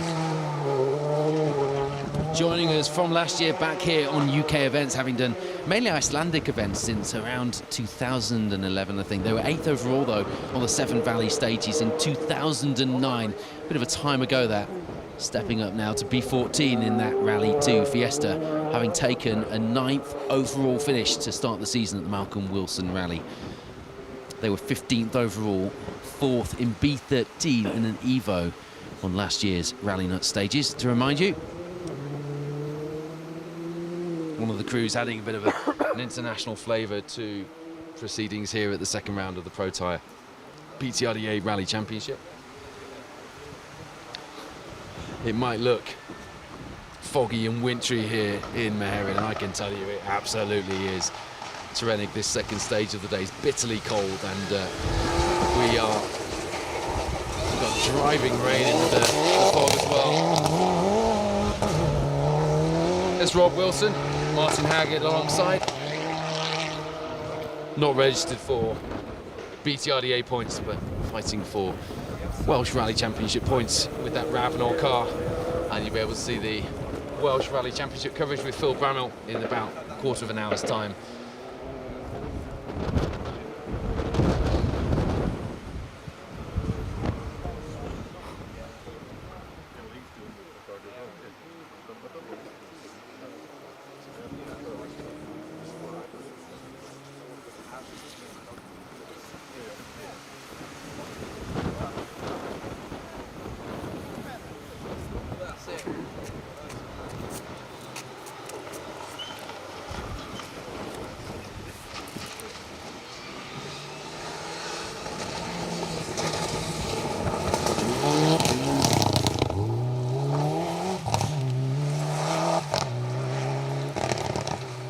James Giddings, Aled Davies again fighting for Pirelli Welsh Rally Championship points here. Went well at Rally North Wales last time out, didn't they? But they were expected to. This is a strong field here today, but B13 cars have been up on the podium in recent rallies. And as I mentioned, Russ Thompson was 4th overall last time out here on the Rallynuts Stages rally. So you wouldn't rule out a giant killing performance from him.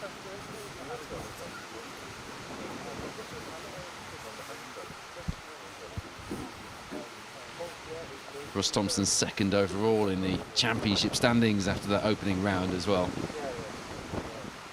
With the factored in points system from the B13 class victory and the top 10 overall from that 8th position. How are your hands, producer Wayne? Freezing cold. Freezing cold, yeah. We're really struggling to keep feeling in our fingers here. So our crews. It's worse as well. They're good. It's getting worse, I think. It is. The weather is coming in worse. The fog is coming in thicker here in Tyrennig. It's going to be a very cold, very typically Welsh day on the rally stages here for the competitors. If you just tuned in, hello to you. We will try and get to some of your comments shortly. And don't forget, you can, just by commenting, get yourself into the draw to win one of our Rallying is Life Rally TV t-shirts.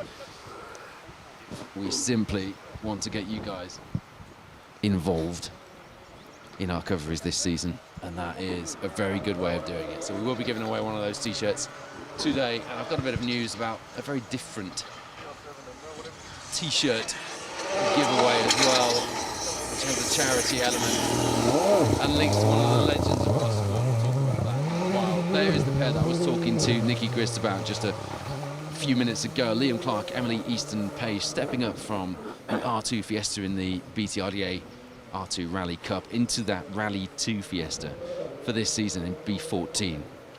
They come here 7th overall in the championship after a finished putting them just outside the top 10 on the Malcolm Wilson Rally to start the season in 11th place.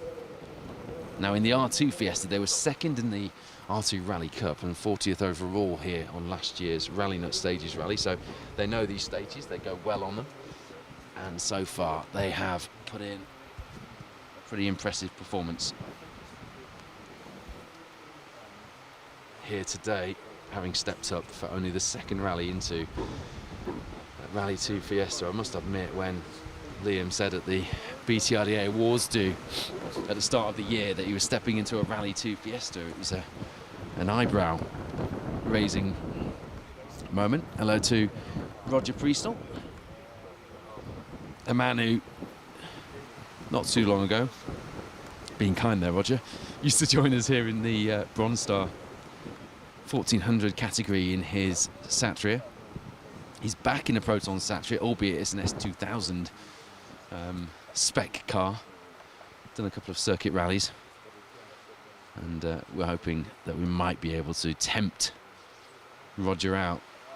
Sorry, he's in a Swift, isn't he? Not a Satria on the circuit rallies, but he still has his Satria, so we're hoping we might be able to tempt him out to join in the fun and get back here into the 1400s in the BTRDA.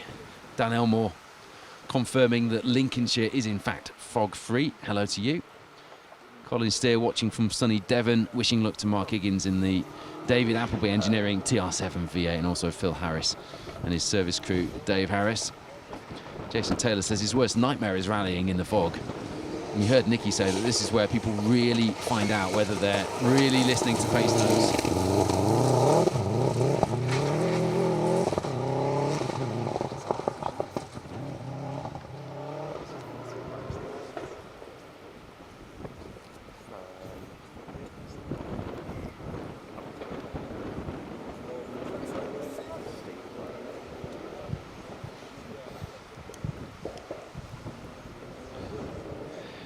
Elwyn Pritchard says 100% relying on notes in these conditions.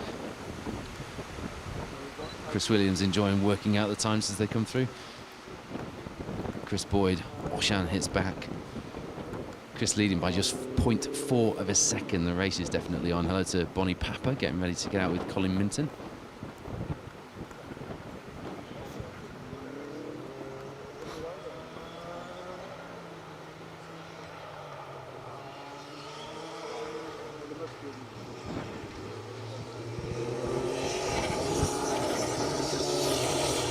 Richie Collier says, morning, the Welsh weather welcoming you. Yeah, it certainly does. John Mintle, Ross Hind in the Fiesta R5 coming through this 2nd stage there. It's a really short stage this, just under 4 miles.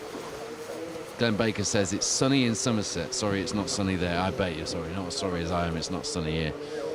Dean Roskell wishing Neil Roskell good luck. Another crew stepping up after only starting his rallying in 2019 and circuit rallies to Close Road, coming runner-up in the Asphalt Championship to superstar driver Callum Black last season, and this year throwing his hat in the ring in the BRC. Gunnar Carl Johansson Isaac Johnson in the B14 Fiesta there. 14th they came overall at the Malcolm Wilson Rally. Not a result to be sniffed at in the leaderboard that we had there. Puts them 9th, equal 9th overall in the championship coming here.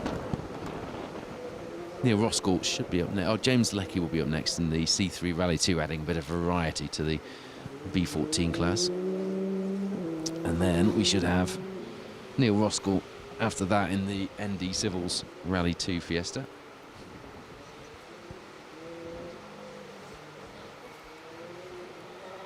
Lots of confusion in the comments about the various results and leaderboards that we're following here.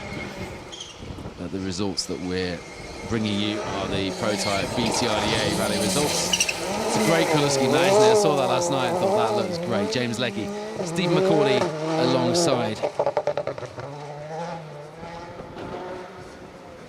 So they were 10th overall on the Rallynuts stages last year.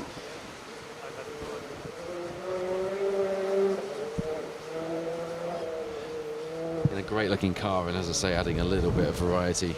Elliot Payne, Patrick Walsh then lead the way.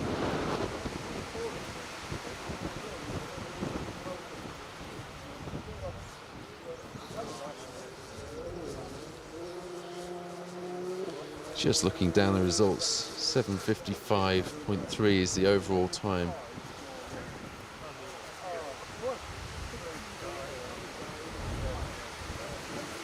That actually doesn't, that puts Matthew Hurst Declan Deer in the lead. The times that I had from stage 2 as Elliot came through look like they're wrong.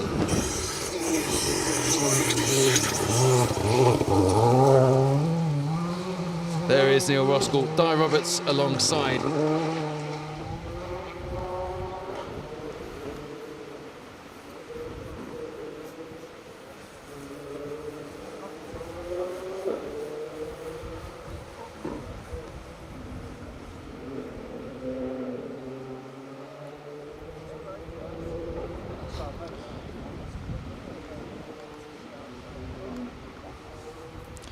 So yeah, correction, at the top of our Protyre BTRDA Rally Championship field at the moment, Matthew Hurst, Declan Deer have,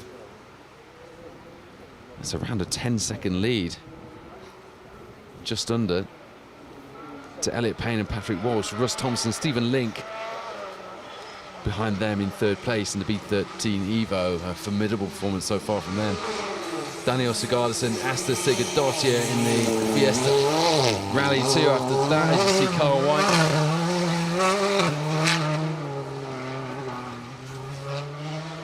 And Sean Topping through.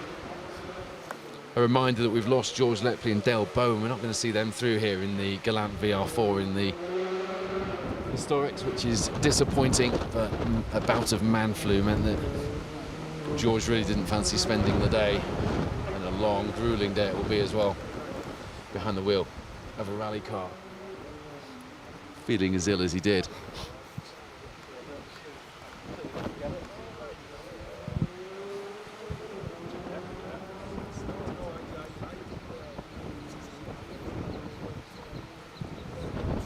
So your Protyre BTRDA Rally Championship leaderboard at the moment, as Chris Ingram and Alex Chiarani lead the way by just 0.1 or just 0.4 of a second, isn't it, from Osh and Price overall. Matthew Hurst, Declan Deer lead the way in the BTRDA crews. Elliot Payne, Patrick Walsh behind them, 10 seconds behind.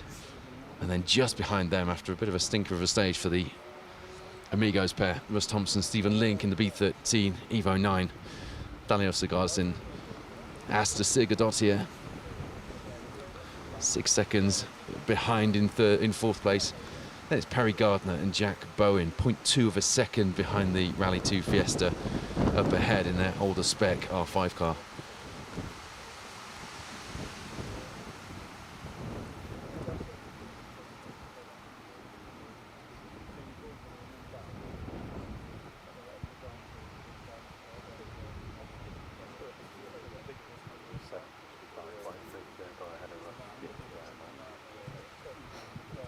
So a fantastic start for the Delta Salvage team. Matthew Hurst and Declan Deer, reigning Welsh rally champions, but not quite had the look to go with their pace and outright speed and that we've seen from them here in the BTRDA. They'll be looking to put that right.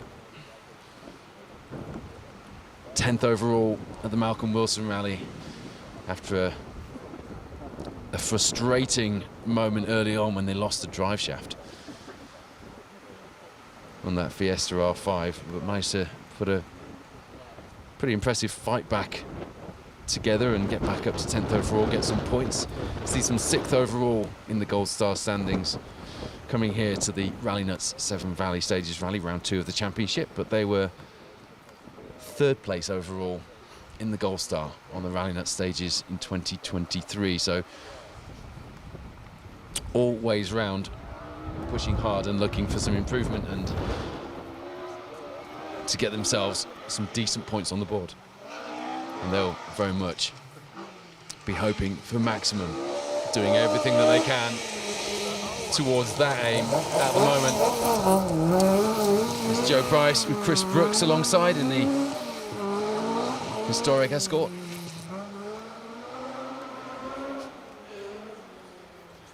A few really leery crews through here so far. Elliot Payne was very flamboyant through here, set the car up nicely, wasn't that quick through this stage, didn't have the best of stages, but was very exciting to watch through here.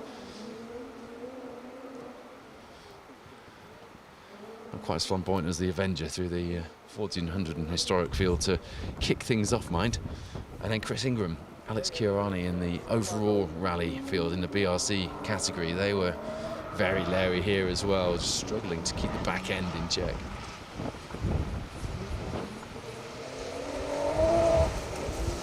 It's Seb Perez, Gary McElhaney alongside in the Porsche 911 Carrera RS, really kicking the back end out of that car. And again, a separate leaderboard altogether if you want to follow their progress in the British Historic Rally Championship. We spoke about this briefly with Nicky Griss, but it does get ever so confusing. So Viv Hamill, Andrew Grennan then off the road in stage 1, the retirements list confirming that for us.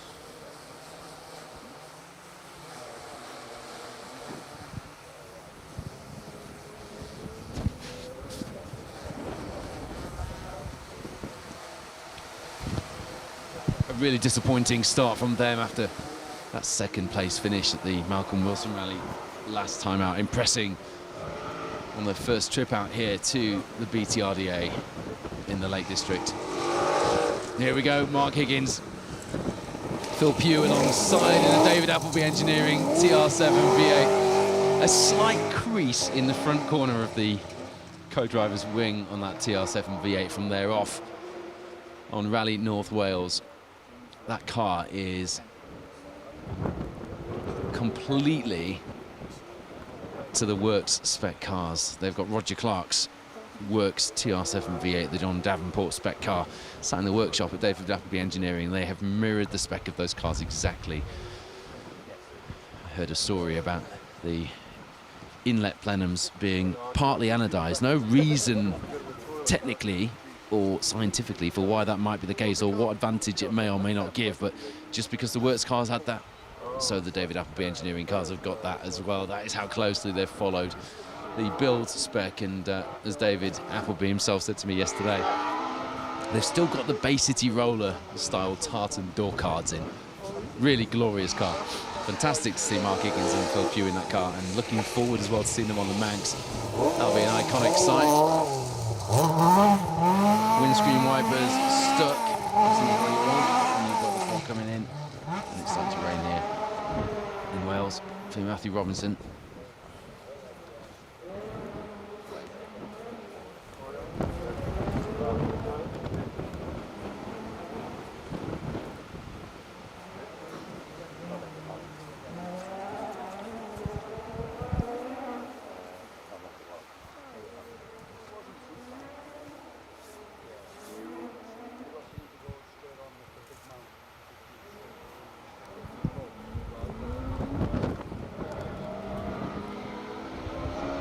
Robinson, Sam Collis have Had a few years of doing the odd event, seem to be back out and giving it a big push, which is good to see.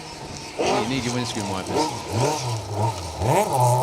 Daniel Mennel, Richard Wise alongside. Spoke to them last night. They were absolutely loving the start at the Metropole Hotel in Landrindod, Wales.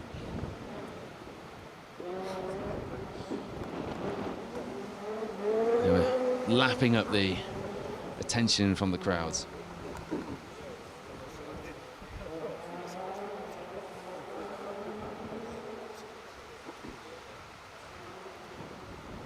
So with cold hands, I'm flicking between the different leaderboards for you. So Seb Perez, Gary McElhaney, so far on times from stage 2, leading the way, but it was Nick Elliott and Dave Price in the Fiat 131 in that glorious RSD car, which looked so good in the town centre last night, lining up with the TR7 V8 behind it. Joe Price, Chris Brooks, we've seen them through second place. Then Seb Perez, Gary McElhaney in the Porsche.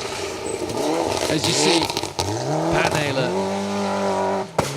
Ian Lawrence alongside, back in the BTRDA after a bit of time away. They come here 7th overall in the standings. They were 16th overall, 3rd in the B13 class, most crucially that class gaining its competition again, having lost a few to B14 at the opening round, the Malcolm Wilson Rally. So Seb Perez, Gary McElhaney, just to give you a quick overview of the historic category at the moment, just 0.1 of a second behind the escort of Chris Brooks. And then 1.1 seconds behind, very much finding his feet in that car after a bit of a struggle on the opening round, is Mark Higgins in the TR7 V8. So it was Adrian Hetherington with the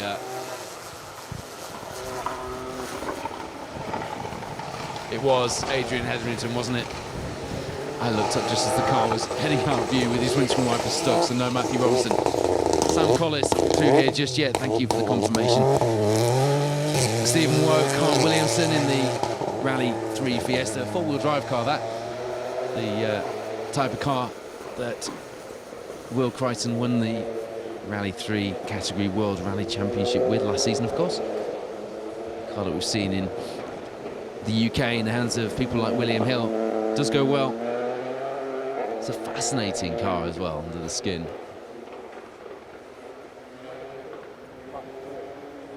Carl Williamson, who was our BTRDA Rally Championship winning co-driver alongside Charlie Payne in 2016. In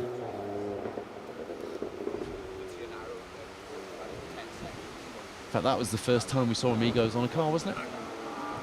They ran with Amigos colour scheme in 2016 when they won the championship. Very best wishes, by the way, to Charlie Payne. He's not been very well of late.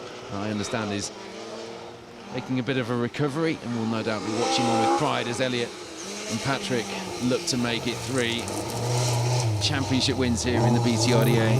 Robert Goff, Jez Rogers alongside. They were 9th overall on the Rallynuts stages last year and registered for BTRDA points in last season, not this season. They come here having achieved 4th in the historic Cup. Paul Morris, the Protyre Motorsport UK Asphalt Rally Championship coordinator, would normally be in with Robert Goff, but he's hung up his helmet for now to concentrate on what is basically a full-time job on top of a full-time job organising that championship. So fair play to Paul. Shame not to see him out in the car with Robert Goff, but Robert will go well today, no doubt. Yeah, Matthew Robinson, Sam Collis not showing on the results, so presumably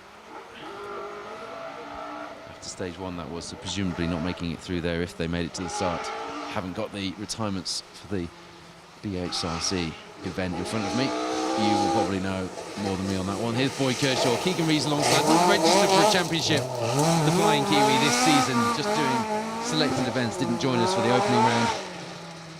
Picking a few events that he really likes to do, just to keep his hand in and just enjoy his rallying for a little bit without the pressure of fighting for a championship. Disappointing to not have him out here in the Silver Star, but understandable reasons. They were 2nd in Silver Star in 2023, and get this, they were 5th in the Gold Star standings as well. A monster year from the Flying Kiwi, having got back in the seat after quite a few years out of it when he came back in 2023. He won B11 and was 19th overall, just inside the top 20 on last year's Rallynuts stages as well.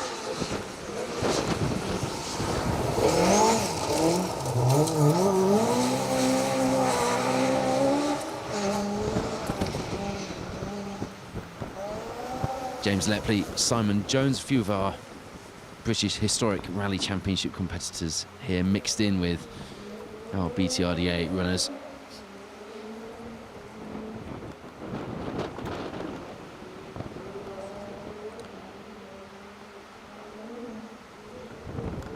The t-shirt that I mentioned to you earlier on actually was an initiative which we found out about yesterday from Ricky Evans, who was 94, 95 BTRDA rally champion, no less, and was one of the guys who started his rallying career in the Peugeot 205 Rally Challenge. He's raising money for dementia charity by selling some t-shirts which have been recreated to the exact design of the t-shirts that Richard Burns had done when they were all in the Peugeot 205 Rally Challenge. So people like Ricky Evans, Rudy Lancaster, Richard Burns, of course, all those guys, Justin Dale, and there is Rudy.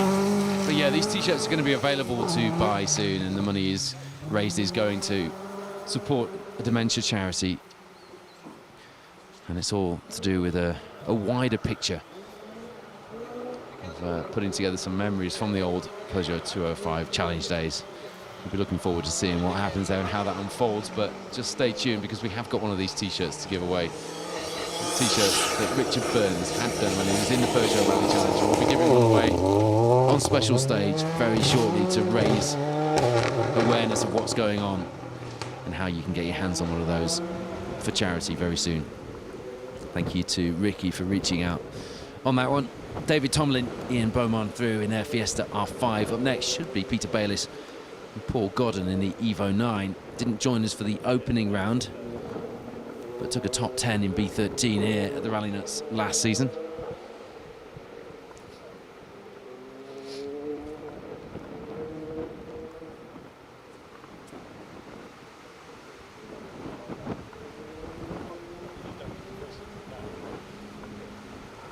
As far as the overall rally leaderboard is concerned, Oshan Price has now overhauled that lead from Chris Ingram.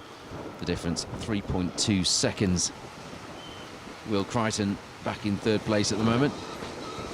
Elliot Payne showing in fifth, but not all the times at the moment are through. And a much better stage through stage 3. Through Meherin, the first running through Meherin. There is Peter Bayliss, Paul Godden.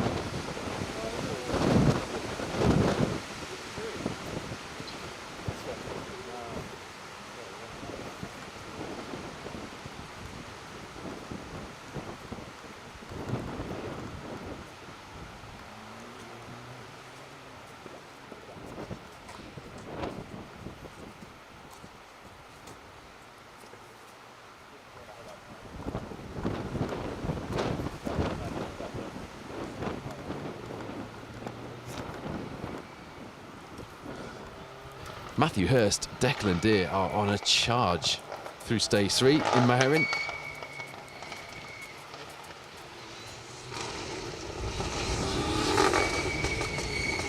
Well over a minute ahead of Elliot Payne and Patrick Walsh, and second in the Protyre BTRDA Rally Championship Cruise.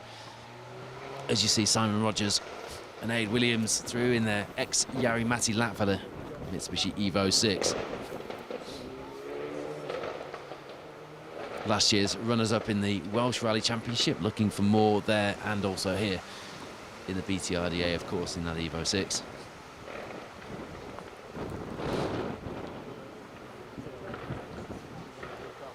In the Von Star, Nigel and Kaz Jenkins still lead the way after the third stage, Meherin.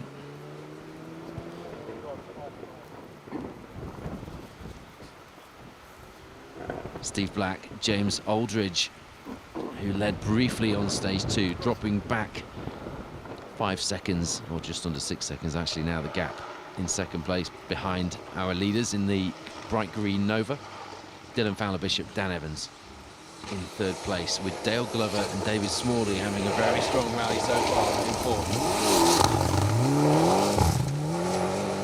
John Kane with Mark Morris alongside in the Evo 3, popping and banging its way through this second stage of the day. The banging of a 90s Group A anti-lag system through the fog is a great sound indeed, isn't it?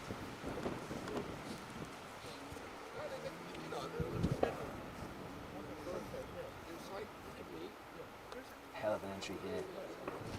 On this 50th anniversary event for the Severn Valley Stages, now known as the Rallynuts Severn Valley Stages, into their 8th year of headline sponsorship from Rallynuts. 7 stages, 62 stage miles. We're in Terrennig, stage 2, which is just under 4 miles. Phil's in Haffer and Sweet Lamb, live with the Welsh Rally Championship right about now.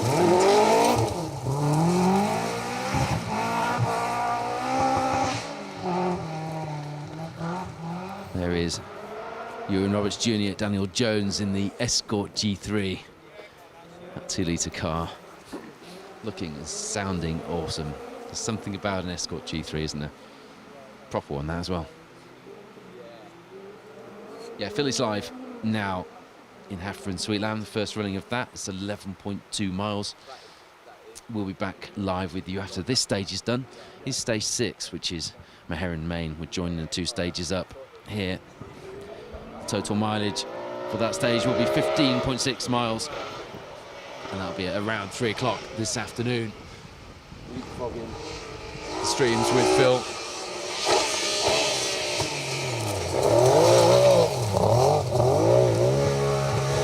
That Jaguar-engined Golf R of Steve Hollis and Tim Curry doesn't half sound good, doesn't it? Bursting through the fog like some wild animal. Actually sideways as well. Bark, unmistakable bark of a V6. Of course, a Peugeot Cosworth. Another barking V6 that has won here on these stages in previous years. You may have caught the quick clip of that in the preview on the Motorsport UK socials yesterday.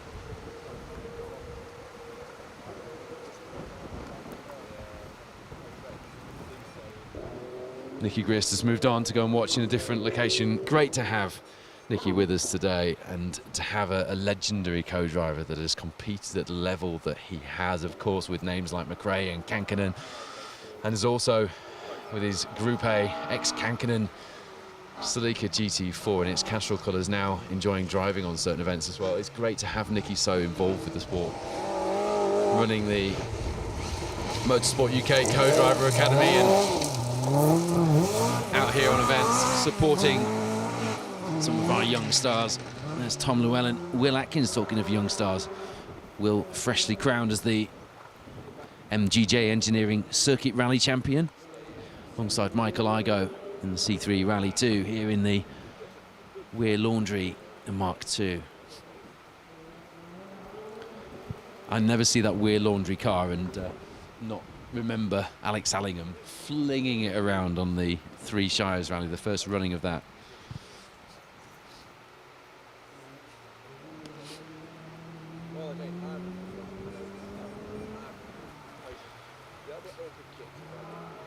Phil Bramwell has got a great shot in the bowl at Sweet Lamb, similar to the one where we were last year. So if you want to mix your streams, you can flick between and watch the rally from different perspectives in different stages following through. Michael McDade, Harry Stubbs, Harry, another of the Motorsport UK Academy co-drivers this season in the Escort RS 1800 there.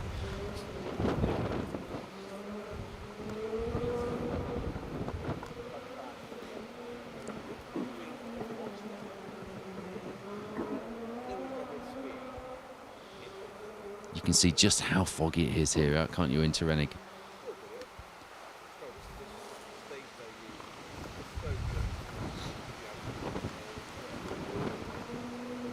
Marty Booth, hello to you. Nice to see Higgins sideways in the TR7. Absolutely. It's nice to see anybody sideways in a TR7, but yeah, absolutely fantastic.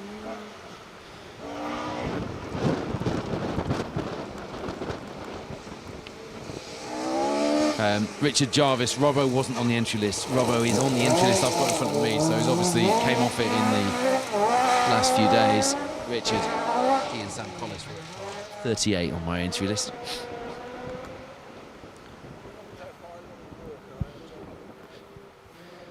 Hello to Mark Skinner, Cam Large, Glenn Baker. Glenn actually went to the David Appleby Engineering workshops to see the TR7 V8s in build. That must have been some trip. Jem Thomas's car 118 gone through yet? No, we're working through the main field now in correct seeded order. So we're expecting, we've got another half of the, over half of the cars we've already seen through.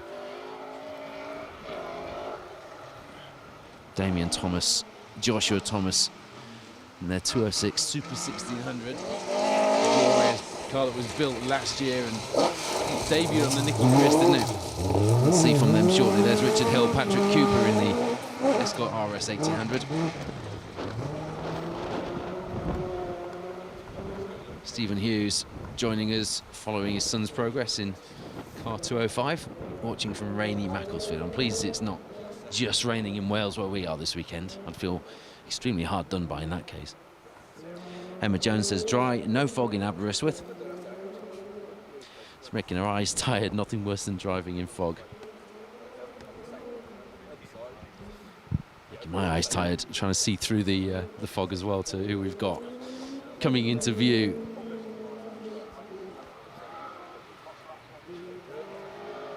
It's not just foggy either, it stopped raining for now, but it's windy and it's just bitterly cold. It wasn't like that yesterday. We got a false sense of security at the ceremonial start.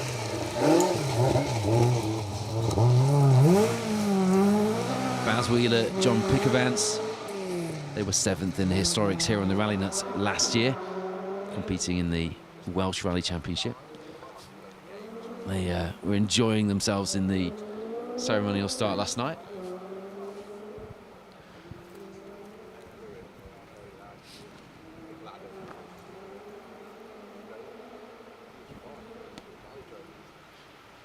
Hello to Brian Sherritt and Dan Gibson.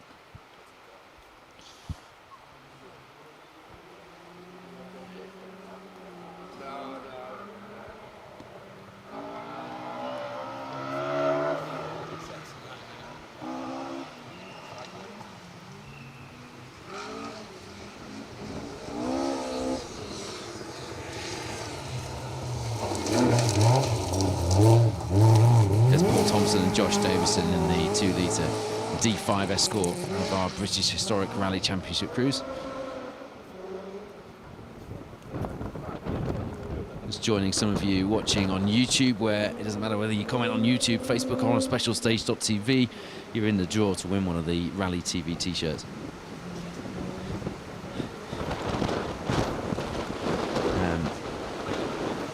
Julian Howells, good morning, Paul from Team Avenger, the service in Bilf. I took a picture of your service area, Julian, yesterday. It looked fantastic with the car sat there. Derek Smith watching from Dungannon, home of Vivian Hamill and Adrian Hetherington. Well, Vivian has not had the best of mornings. Adrian's windscreen wipers are packed up, so he's not having a great day. And Viv Hamill put the car on the roof in the first stage of the day, second at the opening round on the roof for the second round of the season. The drama of this championship never fails, does it? Daniel Moss, Sammy Allen in the Lancer Evo 10. They retired at the Malcolm Wilson Rally, looking to get some points on the board here. They were 7th in B13 last year on the Rallynuts stages, and they come here just inside the top 20. 20th overall in the championship.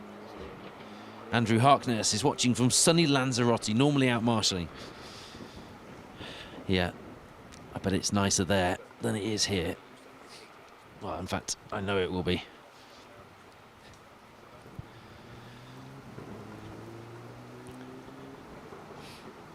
Ian Millwood watching from Carmarthen. Hoping to see a good day of rallying, so are we. Duncan Jordan's watching from Perth in Western Australia. Competed on the Severn Valley stages back in the late 70s with Mike Rackham in his 998cc Hillman Imp. There's a name, a blast from the past. I was talking to Mike Dent about his experiences of Hillman Imp on these stages. On my drive into the stages this morning on the phone, I picked up some mini lights from my Clan Crusader from an Imp specialist, Graham Compton, based in a workshop just 10-15 minutes out of Bilth last night. And he's got an X-Works replica Impin build, and we were having a good old chinwag about that. He's a classic rally car specialist and had no idea that there was a rally going on 10 minutes from his workshop. Mad, isn't it? Craig Jones, Ian Taylor through. They're in the Escort RS 2000.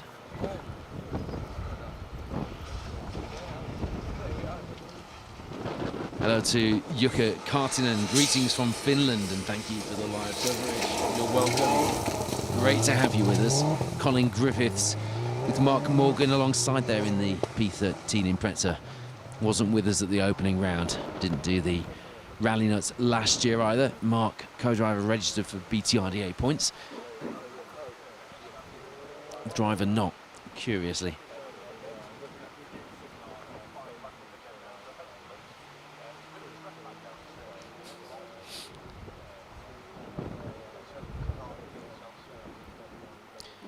Jackie, is Chris Ingram doing this rally? He is, and at the moment he's in second place behind home hero Ocean Price. You can follow the results of the overall rally leaderboard by searching for the Rallynuts Stages Rally on social media or online. Or head to results.djames.org.uk. There's Woolgutting. Bob Stocko in the Group N Impreza in the B13 class. They were 8th in B13, 26th overall. Well, last year's Rallynuts competing in the Welsh Rally Championship, not the BTRDA this time out. Yeah, results.djames.org.uk is where you'll find your overall rally results, but there are 3 different permits if you missed the bit where we were talking about this with Nicky Grist earlier. This, admittedly, is not great for rallying. 3 different rally permits, effectively 3 different rallies, meaning that if you've got competitors like Elliot Payne, for example, who are registered for points in numerous championships, they only show 1 set of results because, as per the letter of the regulations, you can't enter more than 1 rally on the same day. So the BRC has its own rally. The BHRC has its own rally. Then there's the Interclub rally with the BTRDA, the Welsh Championship, and the other championships running today as well. All 3 running separately with 3 sets of results. Extremely confusing, not great for people having to organise effectively 3 different events in one. Not great for spectators having to follow the action online. Something needs to change there. We need to do more to make this sport more accessible, easier to follow. This isn't it. The ingredients are all there, but they're at the moment in a very strange, funny order, albeit the momentum is growing, so this is the perfect time. If anybody's listening who has a bit of a line into these things and can do anything about it, it's the time to sort it out, guys. Andy Davison, Tom Murphy will be coming here very, very confident. They come here as 4th in the Silver Star last season in the championship, but more importantly than that, they took a 3rd place in B12 to open proceedings in that VXR engined Sunbeam. 26th overall last time out. They were 1st in B12 here on the Rallynuts last year, and of course they lead the Silver Star Championship coming into this 2nd round. Chatting to them last night, they've got a new engine in that car. It's a screamer of an engine apparently, and there is a man who's switched from a screamer of an engine, Ernie Graham, who with Robin Kellard was in the Mark 1 Escort RS 1600 and won the Historic Cup in 2023 and the English Championship here in the BTRDA, switched to that Lancer Evo 10 for this season, showing down as being in a BRC, but actually is registered for Protyre BTRDA Rally Championship points, Ernie Graham, and we'll see their car later in proceedings as well, the car which took him to that Rally Historic Cup in 2023 here in the BTRDA. If you just tuned in, this is the Rallynuts Severn Valley stages. It is an extremely foggy Maharian forest.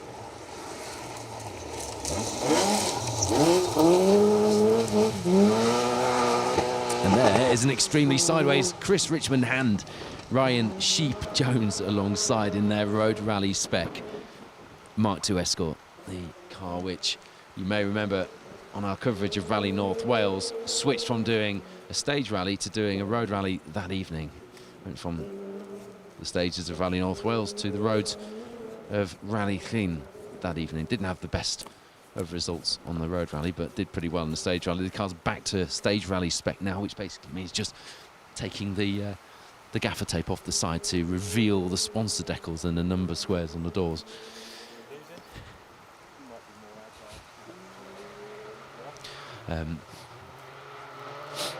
Chris requested one of my Riff Raff rally hats and I dropped it off for him in the rally car last night in the service area, special delivery.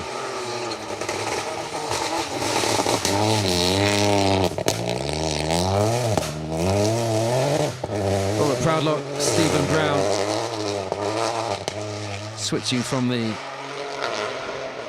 R2 Rally Cup into the BRC Peugeot 208 challenge that they've got going on in the Rally 4 car. Came 5th in Silver Star and he won the Rally 2 Cup.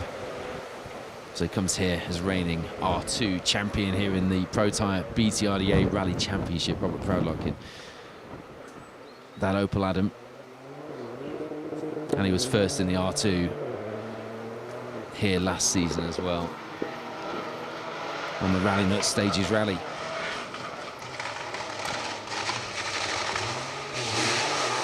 Yeah, this is an extremely foggy, Terrenic stage that you're looking at. Second of the Peugeot 208 Rally 4 Cup cars. Johan Lloyd, Sean Williams, alongside a number of these cars. Running at the tail end of the BRC field.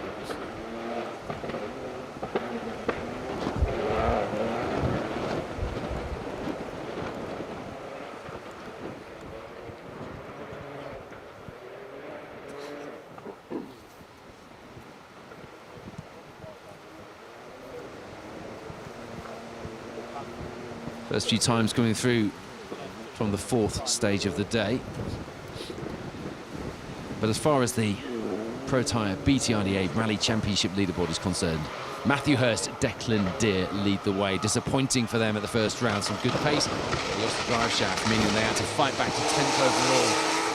But here they are, leading the way for the second round. The Rallynuts Severn Valley Stages Rally. Elliot Payne, Patrick Walsh, combining their BRC campaign with their attempt to make it number 3 here in the BTRDA Gold Star, having broken records as the youngest ever, and then 2-time BTRDA champion Elliot is back in an Amigo sponsored car this time, swapping the Mango Go livery, which made his last 2 campaigns so visual and will surely make them fairly iconic when we look back on this era of national rallying. But now with the sister brand in the global brands business of Steve Perez, the Amigos sponsored Rally 2 Fiesta, 2nd place. A bit of a gap back from Matthew Hurst and Declan Deer as well.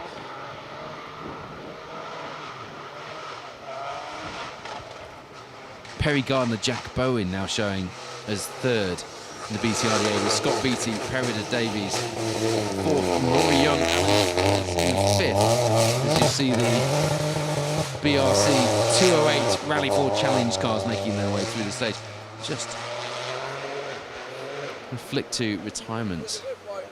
We lost Trevor Gamble and Phil Kenny. They went off the road here in stage 2. And Scott Renshaw, Tom Spencer were off the road as well. They stopped after stage 1. Viv Hamill, Andrew Grennan we lost when they went off and put the car on the roof in stage 1. Chris Bush didn't even start the rally with an engine failure before the start of stage 1. There's no... I'm just looking through on the BTRDA rally results for Russ Thompson.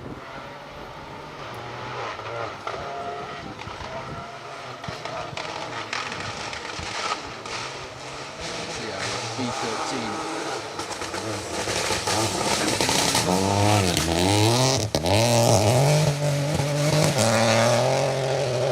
But equally not showing in the retirements. So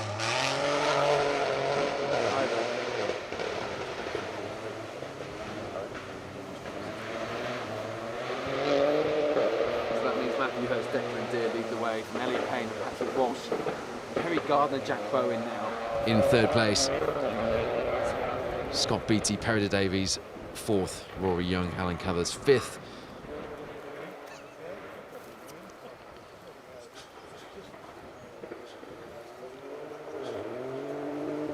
And at the moment, the big surprise in the 1400s, take nothing away from him, puts in some good performances, but after stage 3, Maherin, Tom Constantine, Tony Walker leading the way in the MG3.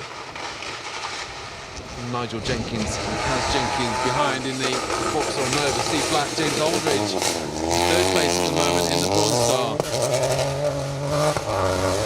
That's an interesting looking Bronze Star top 3 at the minute, with Tom Constantine, Tony Walker dropping into the lead in their MG3.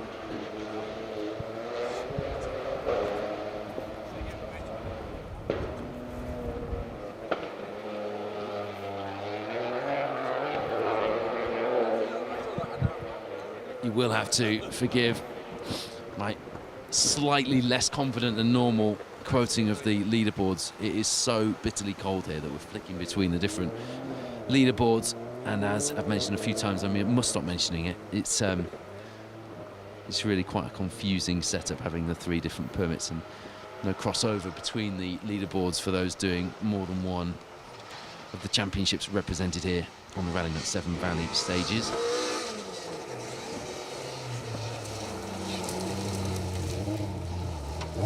Max Hutting, Robbie Durant in their Fiesta ST Max, running a little bit out of road order. Should have been down before any of these BRC Peugeot 208 Cup cars. Decent amount of prize money up for grabs in the Peugeot 208 Cup in the BRC. Tempting people like Robert Proudlock away from the R2 Rally Cup. Having won that, he was looking for the next step, and this was it.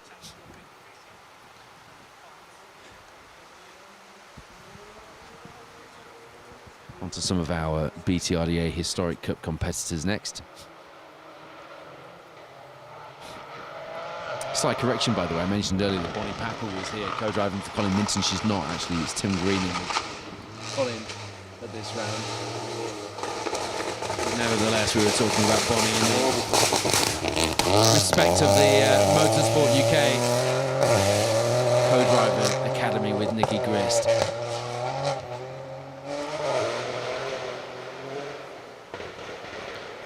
Colin due through the stage very soon in the first of the Ignition Motorsport cars, fresh from a top 20 finish in the R5 Fiesta last time out at the Malcolm Wilson Rally.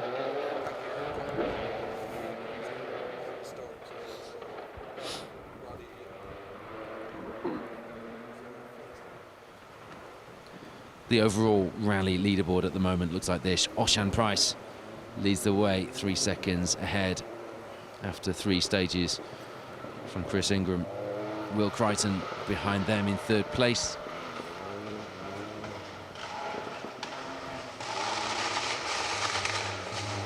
Further 8 seconds back. There's Keith Cronin, James Williams, Gary Pearson, Myron Evans, Callum Black, Elliot Payne and Rhys Yates making up the top 10 in the overall rally leaderboard as things stand. Matthew Hurst, Declan Deere leading the way in the Protyre BTRDA Rally Championship Cruise. We're not sure about the time from Tom Constantine.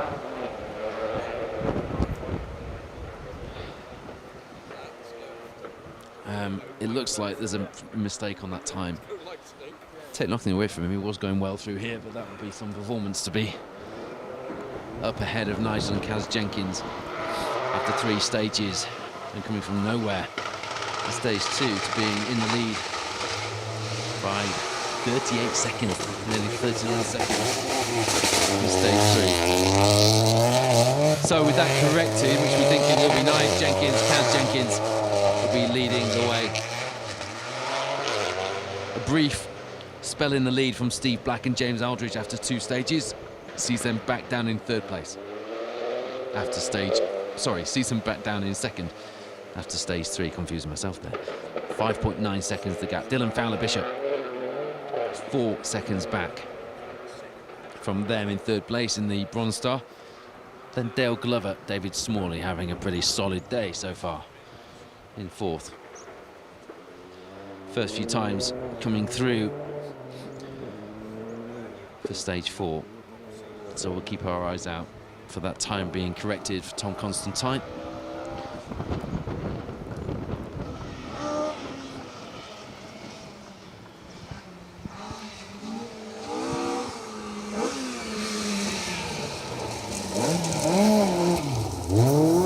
There's Jonathan Brace, Paul Spooner. They were 2nd in the H1, H2 class here on the Rallynuts in 2023, 35th on the overall leaderboard. Didn't join us for the Malcolm Wilson Rally last time out here in the Protyre BTRDA Rally Championship. Here they are, championship sponsors emblazoned on the car, joining us to boost the competition in the Historic Cup here from round 2 onwards. Just looking for Rob Dennis and Andy Boswell. Another of the competitors not joining us for the first round, but joining in the BTRDA serious fun, as it says above the door, here at the 2nd round, the Rallynuts Severn Valley Stages Rally. Such is the strength of the entry, we're not even halfway through this main 4-wheel drive and 2-wheel drive field. Plenty of rally action then for you today, wherever you're watching. To remind you, we'll be live again in stage 6 this afternoon at around 3 o'clock. Phil Bramwell live with the Welsh Rally Championship crews as we speak. There's Gary Smith and Clive Jones in the escort.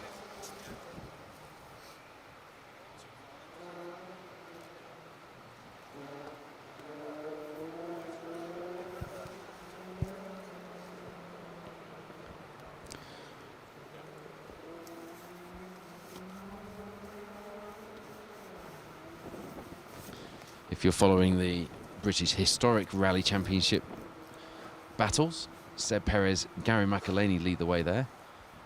Mark Higgins, Phil Pugh in 2nd place now after 2 stages. This is after this Terrenic stage that you're watching now. Not all the times through for the 3rd stage. And it's Joe Price, Chris Brooks in 3rd, Daniel Mennell in 4th, Michael McDade 5th.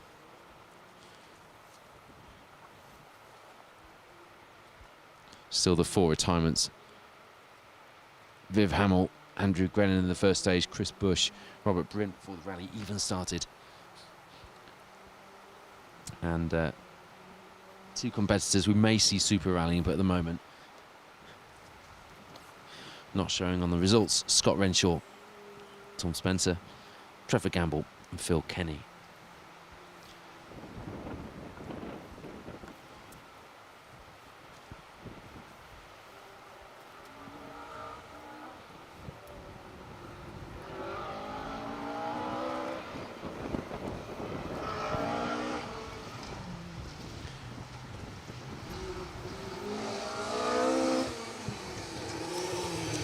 Elliot Payne, Patrick Walsh now.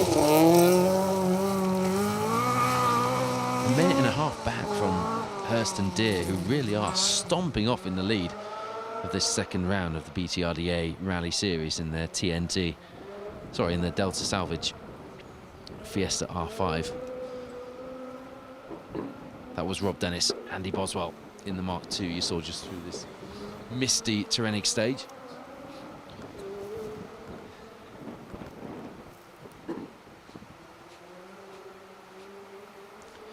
2 short, sharp sprints to start proceedings here at the 50th running of the Severn Valley Rally, known as it is today as the Rallynuts stages. Sinai started things off this morning, and it was a dramatic stage with a notable retirement with that Polo R5 of Viv Hamill on its roof to start the day. That was 4.17 miles. This terrenic stage you're watching here, just under 4 miles at 3.58. Maherian up next, and the mileage starts to creep up.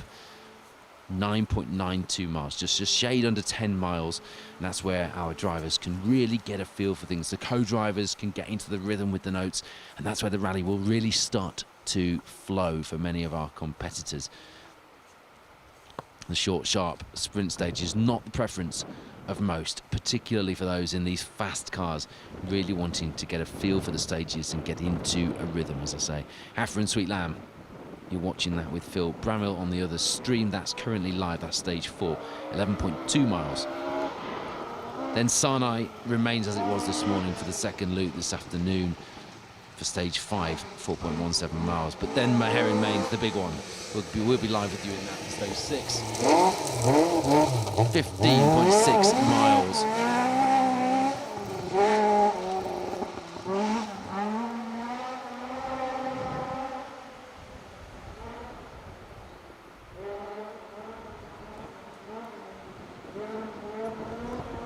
Haffer and Main will then finish things off 13.34 miles this afternoon, 62 stage miles.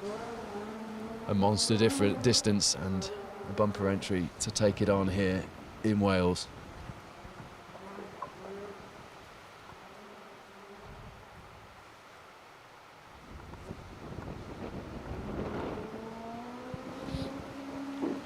Tony Thompson, Callum Young running a little bit. They're running in the right spot, actually, aren't they, in the road order?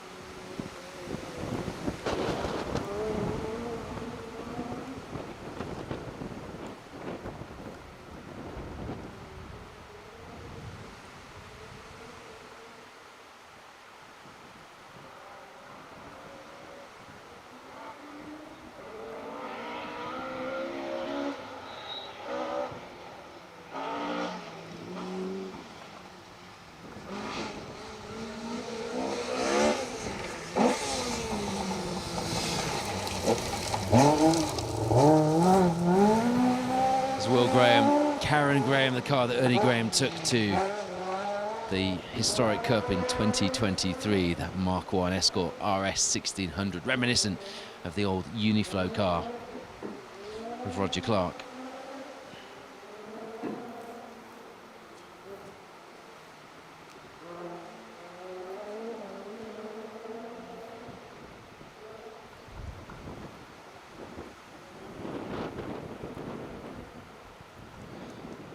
Car 155, I didn't catch who it was on the car. It doesn't actually show on the entry online or on the results at the minute.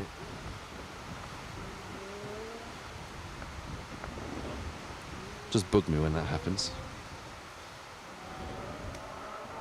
It really should be showing somewhere, shouldn't it?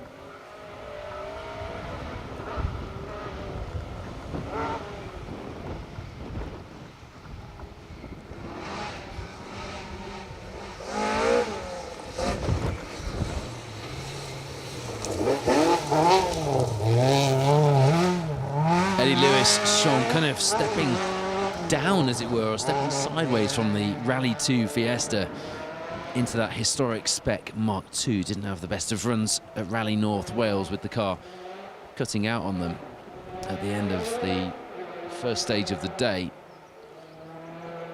They've got the car sorted now And they were 7th in the B14 class in the Rally 2 Fiesta, 11th overall on last year's Rallynuts. They'll be interested, as will we, and no doubt you, to know how they'll go in a historic spec Mark II here on the Rallynuts stages.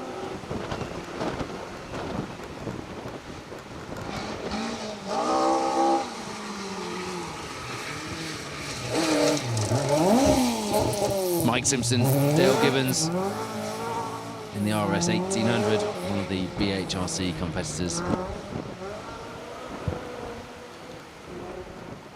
One of the non-registered B13 runners who will no doubt be just checking to see where they slot in alongside our championship registered B13 cars. Philka Johnson, Hanna Ragnar Dottir in the Evo 9 in the B13 class. Up next on the road, then a mixture of various two-wheel drive cars coming up next. Looking forward to seeing Steve Magson, Steve Bealby out in that rear-wheel drive Astra. Gary Bollins, Nigel Baldwin back out with us in the Impreza wagon. Always good to see a Super Impreza estate car, essentially, out on the stages. I remember seeing one of those at North Humberside Rally when I was a kid, when there would have been a current car, thinking, is someone really rallying in an estate car? Yes, and it looks good. There's Philka Johnson, just mentioned him.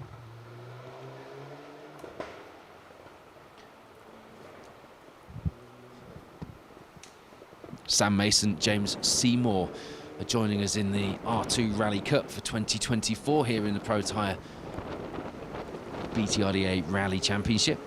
They crashed out on the opening round. We'll be looking to get a more solid end to proceedings here at round 2, of course.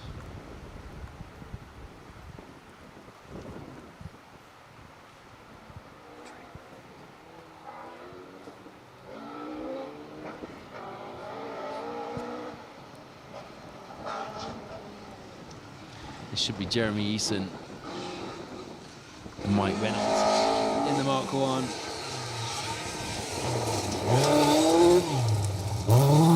It might not be very fun to stand out here and do this in these weather conditions, but boy, does it look atmospheric, doesn't it?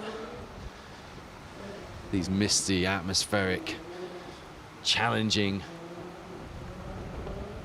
Welsh Forest stages here in Mehrin and Sweet Lamb, just waiting to catch out the unwary or those that don't show them enough respect. Time's starting to come through thick and fast now for stage 4, Hafren Sweet Lamb, where Phil Bramwell's bringing you action with the Welsh Rally Championship crews. We've got quite a few of our 1400 Bronze Star competitors through that now.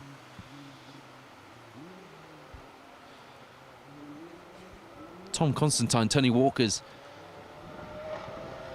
unusual time, shall we say, still remaining on the online leaderboard as things stand. We do expect that to be corrected.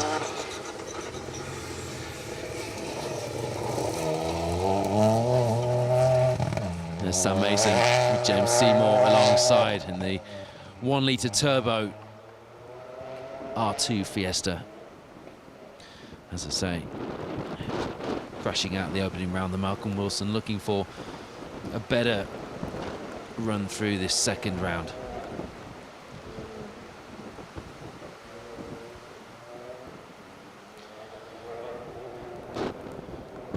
This is the second round of 8 making up the BTRDA season calendar, 6 of which will be picked to score towards championship campaigns. Brick and Border Counties Rally up next. Sorry, Brick and Steel Border Counties Rally next. As you see, Nick Dobson and Jonathan Turnbull through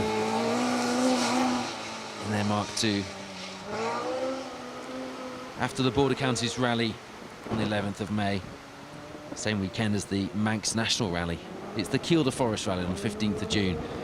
Then the Nicky Grist Stages returns to this neck of the woods on the 13th of July, the Phil Price Memorial Woodpecker Rally. Back with us on the 7th of September. Busy month in September because on the 28th it's the Track Rod Forest Stages over in Yorkshire. And then to round things off in October, on the 26th of October, in fact, the Visit Conwy Cambrian Rally will round things up here in the Protyre BTRDA Rally Championship. Will Elliot Payne, Patrick Walsh have added number 3 to their CV at that point, making them not only the youngest and the most record-breaking, but adding yet another record, 3rd Gold Star Championship in a row, if they're able to do so. Matthew Hurst, Declan Deer came into this season with something or two to say about that. They weren't able to say it at the opening round, dropping bits of car on the stage and having to fight back to 10th. But they're very much having their say here at round 2, leading the way with quite a comfortable lead at this stage.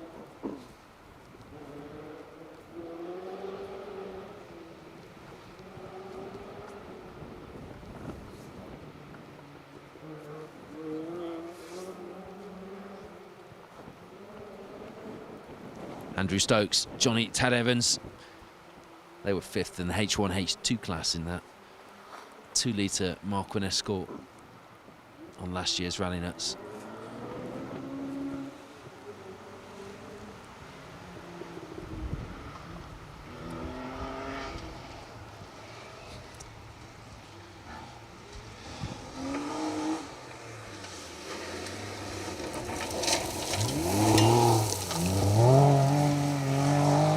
Andrew Fox, Jamie Lee Fox in the straight 6 BMW 325i. Nicely done. That's what you do with a big power rear-wheel drive BMW.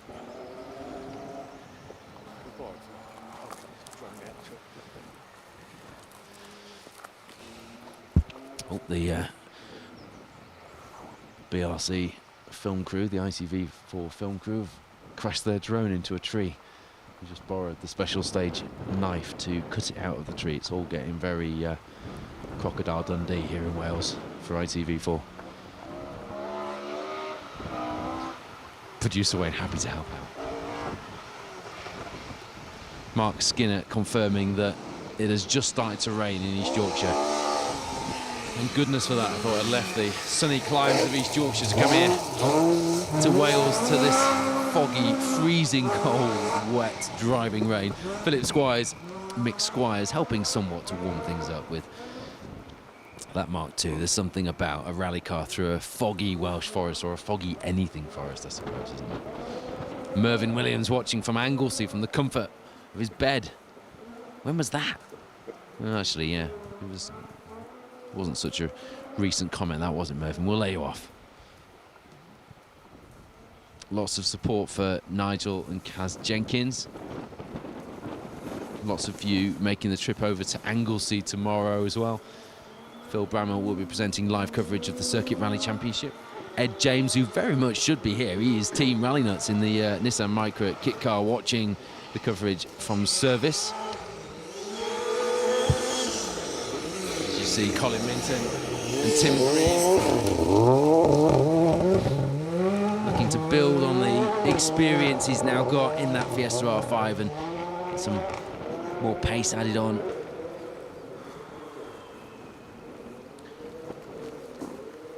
The top 20 to start proceedings at the Malcolm Wilson Rally. It was a decent start to the season. He'll be looking perhaps for a little more than that here at the second round. I would like to pay respect from the special stage team, and indeed on behalf of the whole of the Protyre BTRDA Rally Championship and wider BTRDA Rally family, to Nick Quinlan Hull, who very sadly lost her life far too soon. The other half of Brian Hull, a very important man to this series and to rallying in general. And not so long ago was rallying in that white and day-glow orange Fiesta R5. A very tough time for Brian and the family. Brian, our thoughts are with you. Thank you for introducing Nick to us and to this sport. She was a ray of sunshine. As are you, my friend. There's Tim Piercy, Steve Pugh. Steve was looking forward to this. He shared a very dusty image of him with, I think it was with Nick Dobson on Rallynuts a few years ago on Facebook leading up to this rally, and just said he didn't think he'd be seeing as much dust here this weekend. How right he was. Wonder if it was Steve who jinxed us, because I can't tell you how cold it is. I wasn't expecting this. We have had cold rallies before, of course, but this weekend it was meant to be warm, and all signs pointed to it being warm, so we haven't actually prepared ourselves for this, and I have lost all feeling in my fingers, so God help me when we get later down the line on this stage and I'm trying to work out where Elliot Payne's times are slotting in, trying to do maths as well as flick between various leaderboards.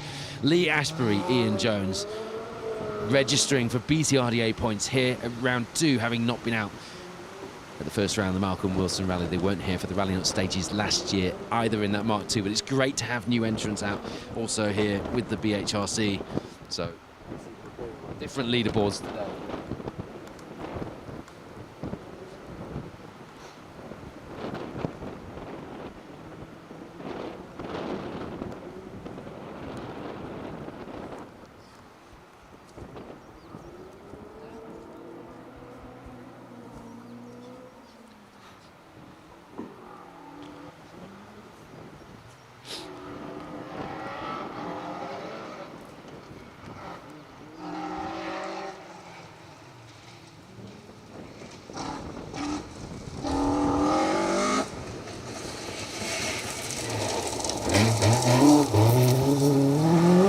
Jeff Phillips, Colin Jenkins alongside. It's a fab looking car, that, isn't it?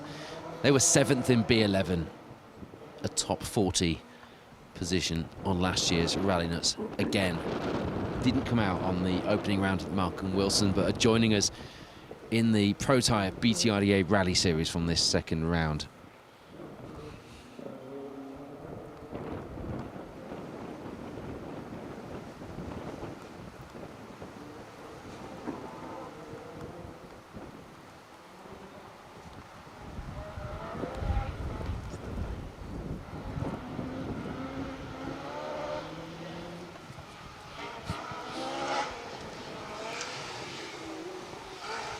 Thank you to Lisa Watson. Let me know that the combined results are on EWRC. They are, but they're all over the place, believe me. There are some very odd-looking leaderboard results on there at the moment. So the live results today, not easy to follow, I accept. There's Simon Woodside, Terry Walkinshaw alongside in their 2-litre Escort, feeling their way through this stage, which actually, considering how wet and manky the weather has been here, doesn't look like it's getting anywhere. It doesn't look that slippery, does it? And the stage holding up well. Freshly graded, this section of stage here. So you always do wonder. Some of the bits we drove on to get in, of course, have been used on the RAC in November. It was quite hairy driving in, even at 20 miles per hour, with some huge ruts and quite extreme washboarding, not on the bits of the stage being used, I might add, or indeed the bits that the competitors will be using for road section to and from the stages, so no criticism there, but we used them to get into the media area where we're filming, and it was quite tough going at times. Michael Callows watching from the Isle of Man, hello to you. David Dobson, Brian Hodgson.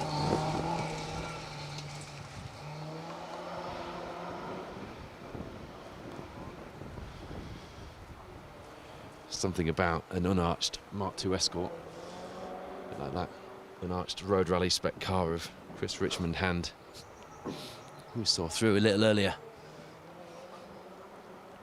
Next up should be a car I love seeing out on the stage, and a driver who lost a bit of a love for the sport last year, and I'm pleased to say has now found it and is now looking to get some reliability under his belt and get some good results in that rear-wheel drive Astra. Steve Maxson. What a glorious looking car that is. Steve Bealby alongside. Such a rare car that as well, with the big arches. Can't be many of those at Rally Period. Producer Wayne, come on, you're the bigger rally car nerd of the two of us. Not that that's a universally known fact. I just talk about them more. Marie Grayson, I think, had one. possibly. Marie Grayson. But yeah, there weren't many of the wide arched. Mark One Astra's with a cracking looking car. Steve joined us in the BTRDA and events in the Mercedes 190 Cosworth. And that one was sold last year when he went through his period of being a bit unsettled with rallying. But hung on to the Astra. Good choice, I think. There's Gary Bollins. Nigel Baldwin alongside. Enough space in the back of that car to take your service kit with you. And as many spare tyres as you want to fill the back of the car with. What a cracking rally car.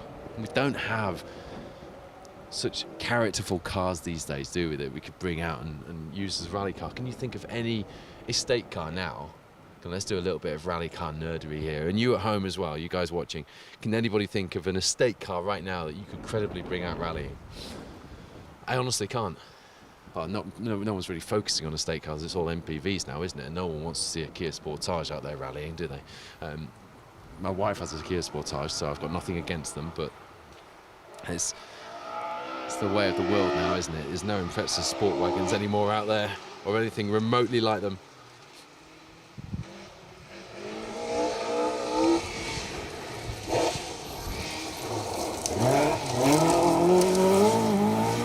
John Morgan, Linus Jones Edwards in the RS 1800.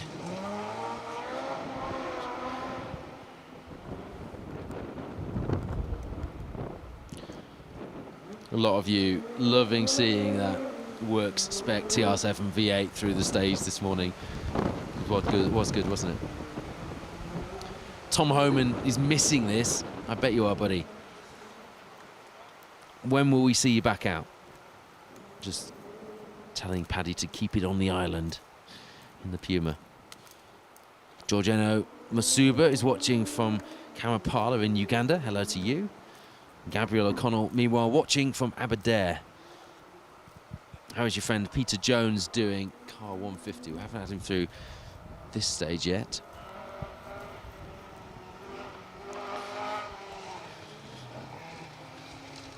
Just have a look at the results from stage 4.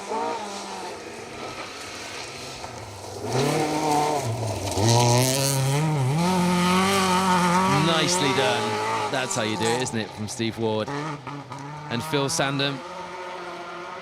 Those two have got a real fire for this sport, and it shows.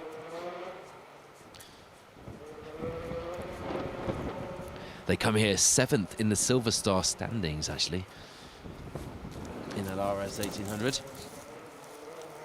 17th overall in the championship standings here in the BTRDA. They were 10th in historics last year on the Rallynuts. And to start the season, 2nd in the H3, H4 historic class. But they come here as a podium finisher with 3rd place in the Historic Cup in last year's BTRDA Rally Series.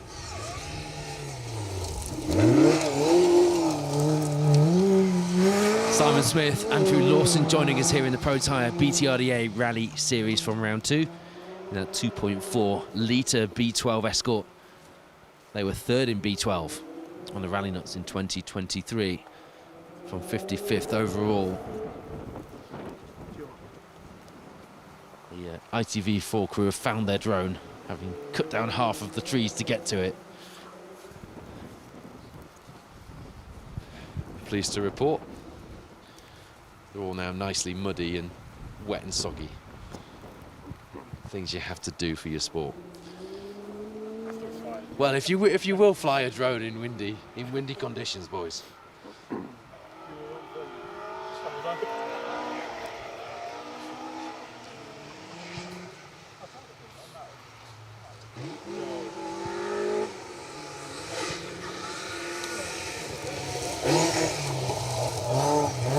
Guy Gittins, Thomas Brimblecombe again joining us from this round, having not been present at the Malcolm Wilson a few weeks ago. Here in the Protyre BTRDA Rally Championship.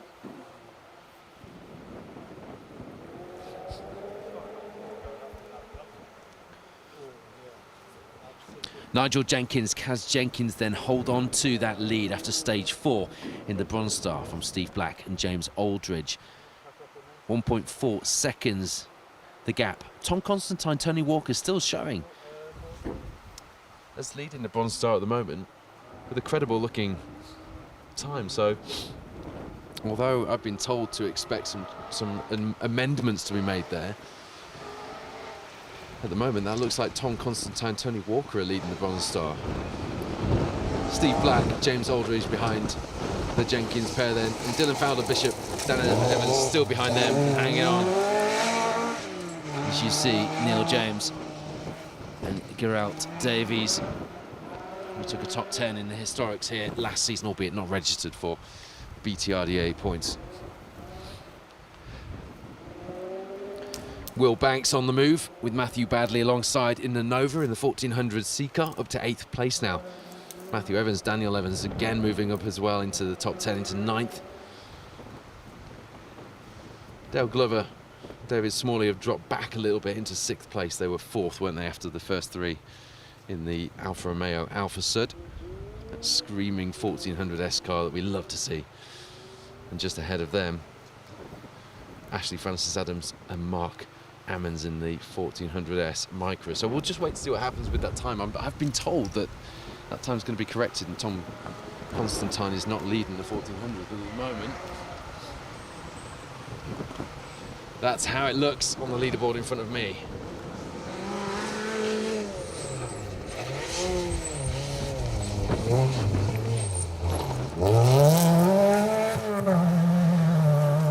After a short foray into circuit rally action, Tom Naylor, Tom Bishop are back in that Fiesta ST150.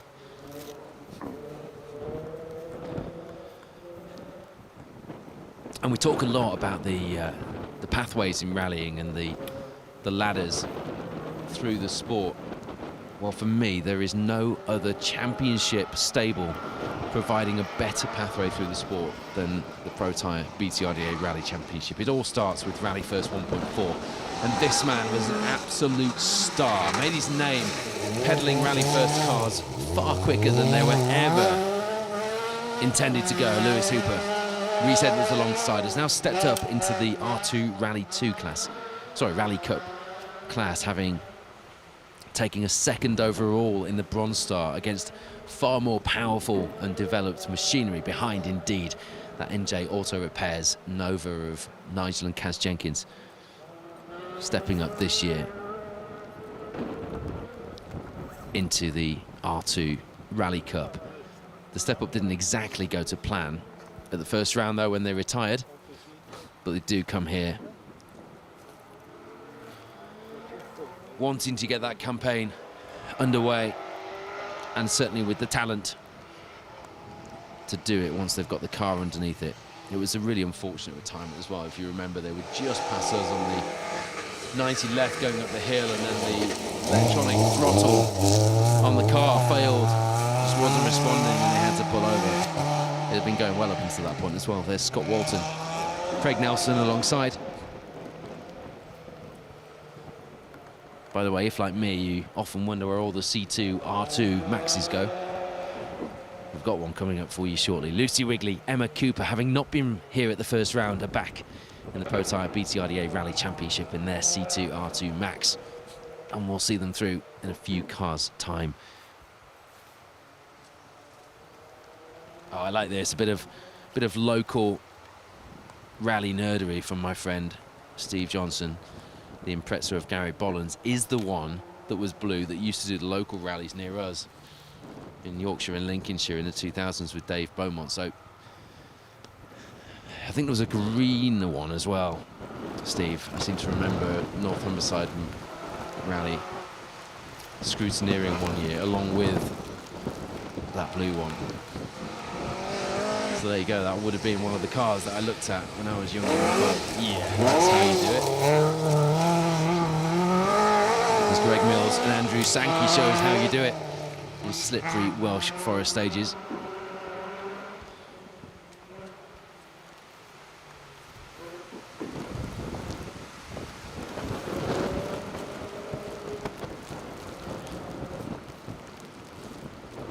Alan Carmichael, Claire Williams in that brand new Hyundai i20 had a water pump failure on the road to stage 1. Claire putting on Instagram, has anybody got some luck we can borrow, please? That is awful luck. Second of 2 retirements for them. Sean Paul, Sean Leyland in the Rothmans liveried Mark II Escort. It's part of our Rally Stories series on Special Stage, the first episode of which you can catch very soon, by the way, featuring Mike Broad. And some of the best rally stories you'll ever have heard. Has a special feature with Richard Goff, a man who has won plenty on these stages over the years, and a man who, when it was still a current car, picked up one of the ex-Vatanen, an ex-Timo Mäkinen, ex-everyone, Rothmans Mark II, as a former works car, and has competed in it ever since then, since the 80s, and still has it to this day. And we rocked up at his farm in Herefordshire, and this Rothmans car, this ex-Vatanen works Escort, was just sat there under a cover waiting to go, literally ready to fire up and do its next rally. Rich has still got the fire as well. Looking forward to bringing you that story. It's a wonderful feature with a man who means a lot to rally. There's Lucy Wigley, Emma Cooper alongside in the C2 R2 Max. They were second in B10 here on the Rallynuts last season. Come here with that B10 championship trophy, looking to defend a cracking season. And we're glad to have them back here for 2024. Bit of a worry when we didn't see Lucy arrive at the opening round of Malcolm Wilson. But there we are, back and showing that she means business. If you're just tuning in, welcome to Special Stage and our live coverage of the second round of the 2024 Protyre BTRDA Rally Championship. This is the Rallynuts Severn Valley Stages Rally. And although we are telling you the story of the BTRDA Rally Championship crews, we are bringing you all the crews on the entry for 4 stages today.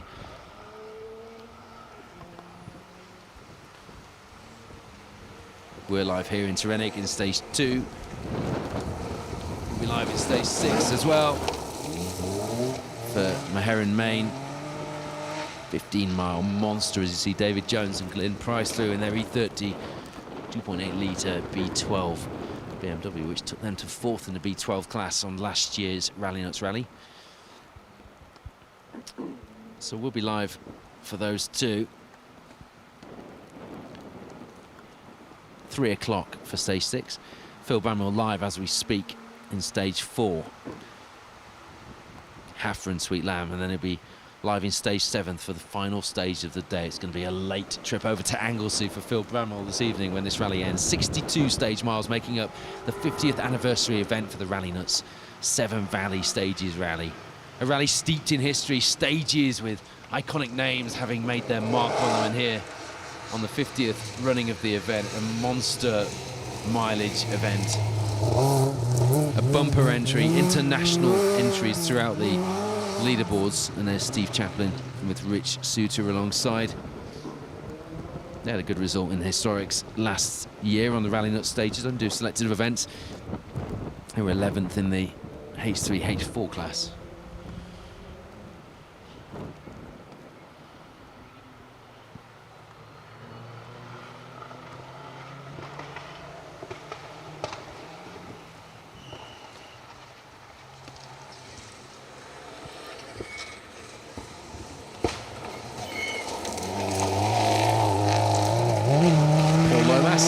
Leader in the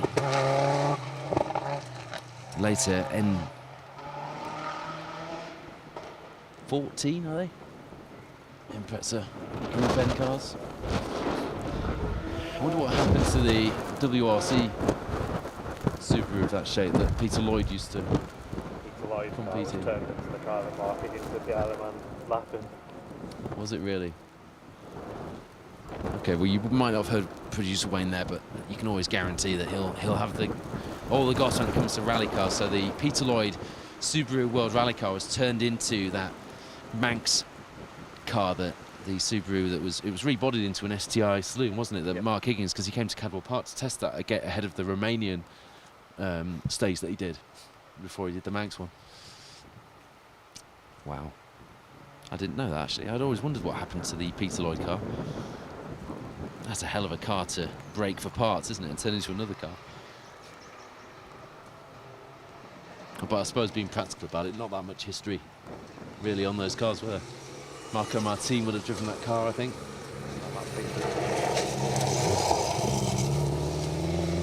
Stuart Austin, John Flippens, their B13 Impreza.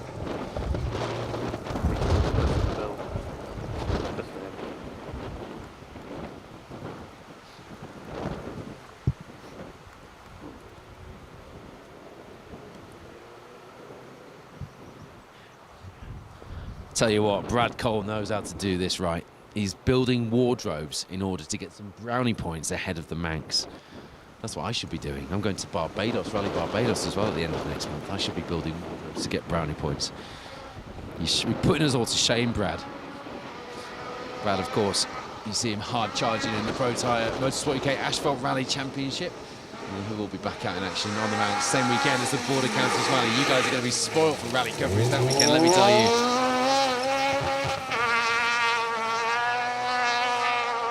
Amanda Lewis, hard-working Marshall, as always here. Nice, happy, smiley face to see on these rallies. She says all the cars and the bowlers are now safely away from Landrindod Wells. Time to warm up. Yeah. There is a car just gone past that we need to keep an eye on this season. Agnes Sigurdsson, Valgarda Davidson alongside. They were first in the R2 Rally Cup at the opening round, the Malcolm Wilson Rally. And they come here fourth in the Silver Star standings. A new name to be fighting in the R2 Rally Cup. And it's a cup that really does deserve to have some new entries and some more competition in it, of course. Liam Clark graduating into a Rally 2 car, so Agnes stepping into his shoes and doing a very good job of it. Won't have it all their own way, though, that crew this weekend.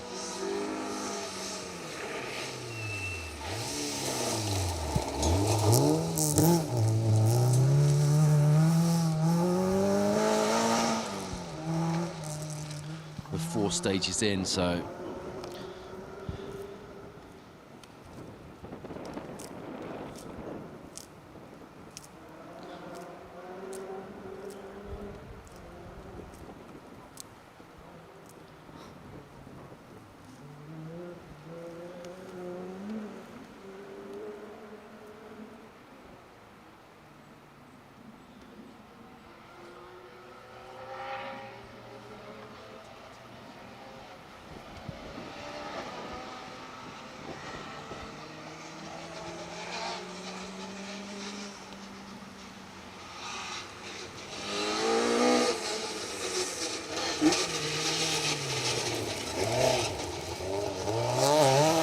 there we go. There's the Super 1600 Peugeot 206 of Damien Elliott Thomas.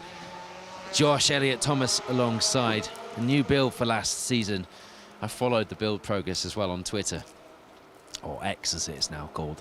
And Damien is rightly very proud of that car. And I'll tell you what, it's been reliable and has really done the business since they brought it out. Sounds amazing, doesn't it? More Super 1600 cars, more kit cars generally on the stages, please, everyone. Let's fill the rally stages with 90s and 2000s kit cars.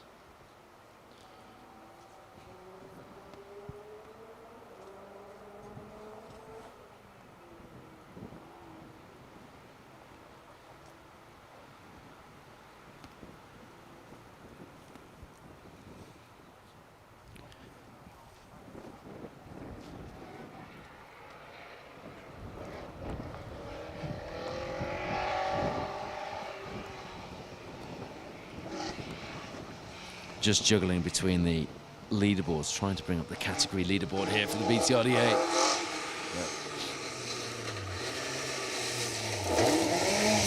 Yep. promise not to moan about it all day, but it has been a really difficult event to prep for, and it's a difficult one to follow as well. And if we're struggling with that, so will people at home and casual observers. It's not the most easy of sports to explain to someone as it stands, is it? So we do need to simplify this somehow, make it a bit more accessible to follow. Richard won, Chris Deal in their Mark II took a 10th in B11 on last year's Rallynuts.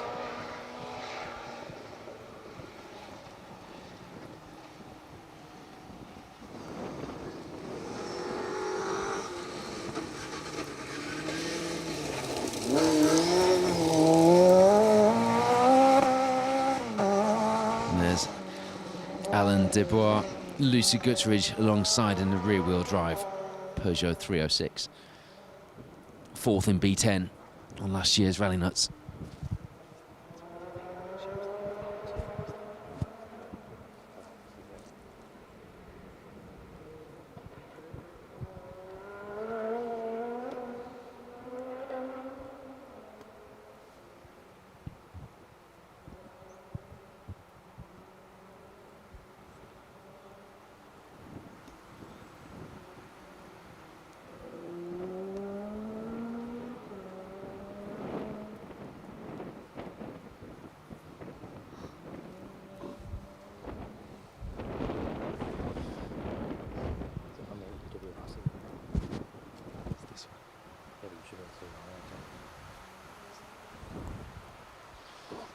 Sorry for the radio silence, just struggling a little bit with the results here. This is where, producer Wayne, we need a results team standing by in a studio van. We're back to our old format here for the Protyre BTRDA Rally Championship. When we're in the studio van, it is a bit easier to put all these things together.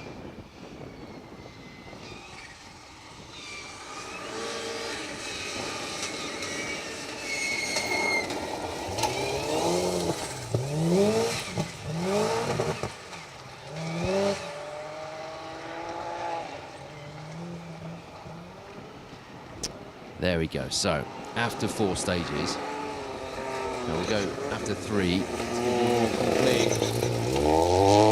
Look at that. It's Charlie Wright, Adam Westerby in the Fiesta R2 Turbo.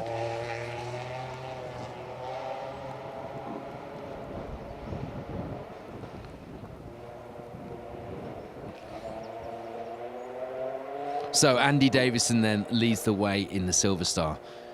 12 seconds ahead of Max Utting, Robbie Durant, who really making their mark very quickly on the Silver Star, aren't they, this season? Joining us here at the second round, Jonathan Brace, Paul Spooner in 3rd place at the moment. Then it's Rob Dennis, Andy Boswell, Barry Hughes, Stuart Borden and Jeremy Wells, Martin Saunders.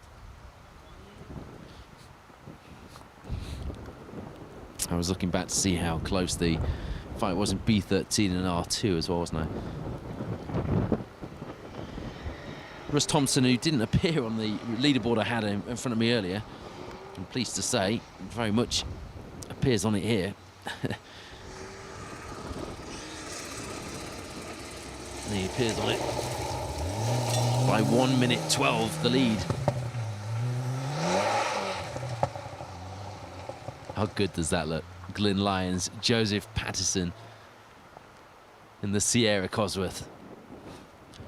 Goodness me, I love seeing Drew Pay cars on the stages.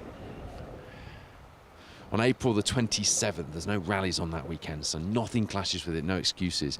You need to join me at the Motorist between Leeds and York in Sherburn in Elmet, doing a Rally Legends Day featuring junior champion Charlie Mathewson and a whole host of iconic rally cars, WRC cars, historics, Group B. There's going to be some cracking cars there. John Millerton's doing a Q&A with me, a special dinner and Q&A session on the evening. You get tickets to the Motorist website, but one of the cars that we've got going down there is Kev Proctor's Sierra, and I'm looking forward to seeing that. But not only that, and there's Carl Stuttard and Harry Walshaw in the Mark II.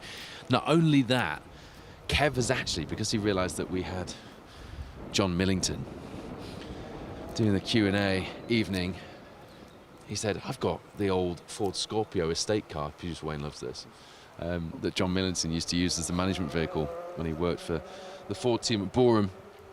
And we're hoping to get that there on display, which will be, I've said to the team at the Motorist, that's probably going to be one of the more, it's going to get people more excited and hot under the collar than some of the iconic Group B rally cars, isn't it? Seeing an old 90s works management vehicle, particularly with the guy who used to drive it when he was working for the works team, John Millington, joining us. So that's at the Motorist on the 27th of April. Search for the Motorist online. Tickets are £25 for the evening, but the daytime session is free to enter and free to bring a rally car down as well. We'd love to see as many there as possible. Anyway, back to the Protyre BTRDA Rally Championship. There's Darren Kelter, Sam Kelter alongside. Another new entry to the championship at this second round. The Rallynuts Severn Valley stages. Delighted to have so many. When I was looking through the entry lists when I was preparing on evenings this last week, it was a really good feeling seeing new highlighted lines from the first round where crews had joined us for the championship. A bumper year for both BTRDA championships, the Protyre BTRDA here and the Protyre Motorsport UK Asphalt Rally Championship. Gets a certain level with championship registrations, and you could almost sustain having a championship with all of your own events. Certainly make the results easier to follow as well, wouldn't it?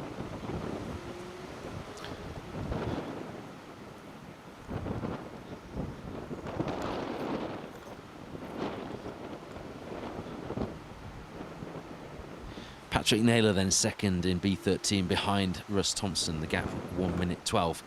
I was telling you about that before I got all excited about Group A rally cars. Dan Moss, Sammy Allen behind them, 5.1 seconds, still fairly close.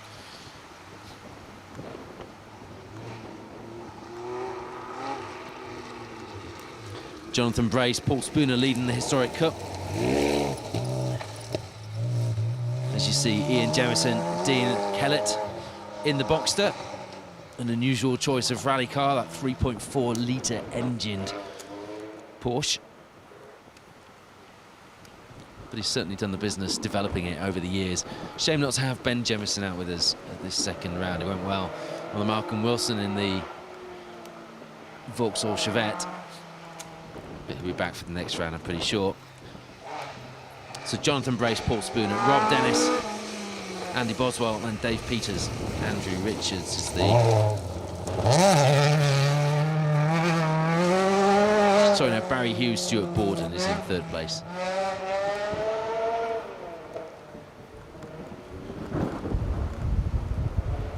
In the Historic Cup.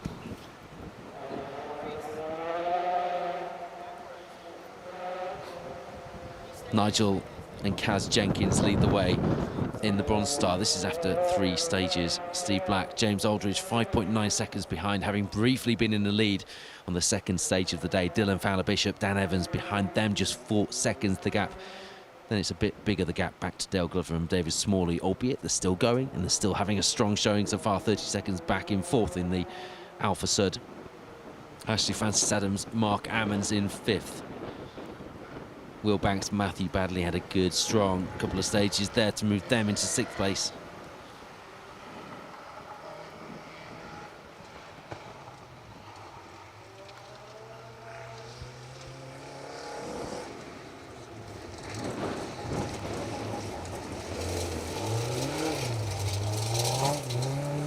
There's Will Armitage. Jeremy Paul, who retired on the Malcolm Wilson Rally, need a finish on the books towards their B11 championship campaign this season. They came 11th in B11 on the Rallynuts last year. So they do need those points in the board. And the second of the Armitage cars, Giles in the Rally First 205, of course.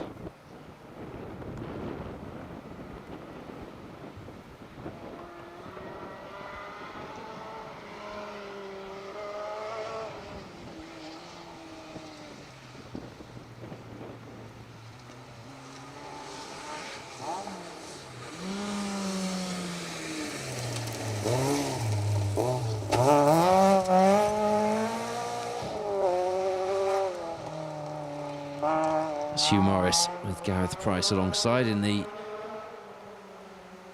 Ford Focus Cup car. Where did all the Ford Focus Cup cars go? It wasn't a very well supported series at the time, I seem to remember, so they've probably fallen by the wayside and donated parts to other rally car builds, no doubt, along the way.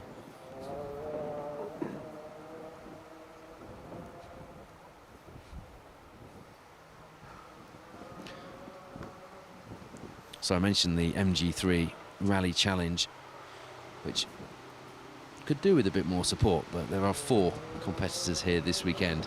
Tom Constantine, Tony Walker, the first of those. Niall Cowan, Charlie Sayerpain behind. Then Luke Constantine, Anthony Coates in third.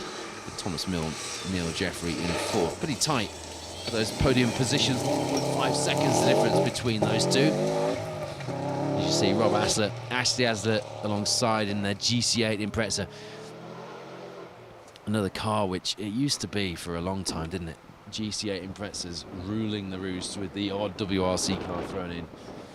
The Evos then came on strong.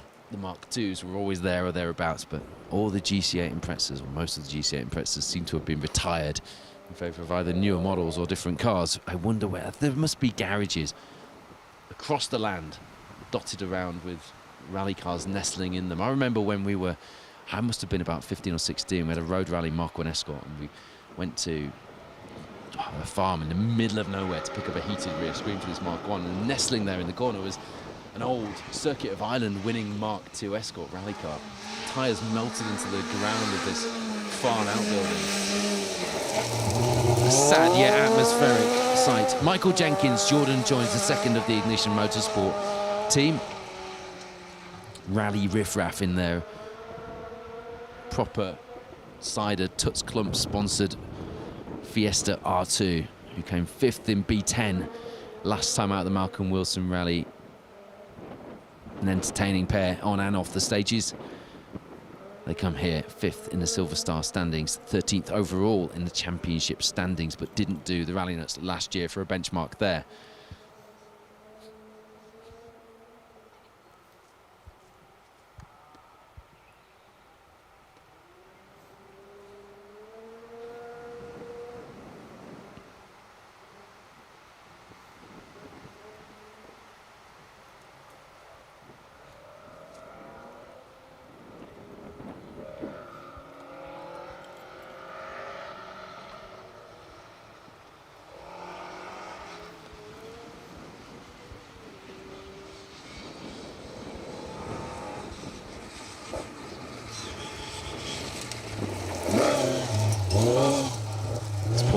With Elizabeth Beasley alongside as she joins us in the second stage of the Rallynuts Severn Valley Stages rally. The mist may have cleared,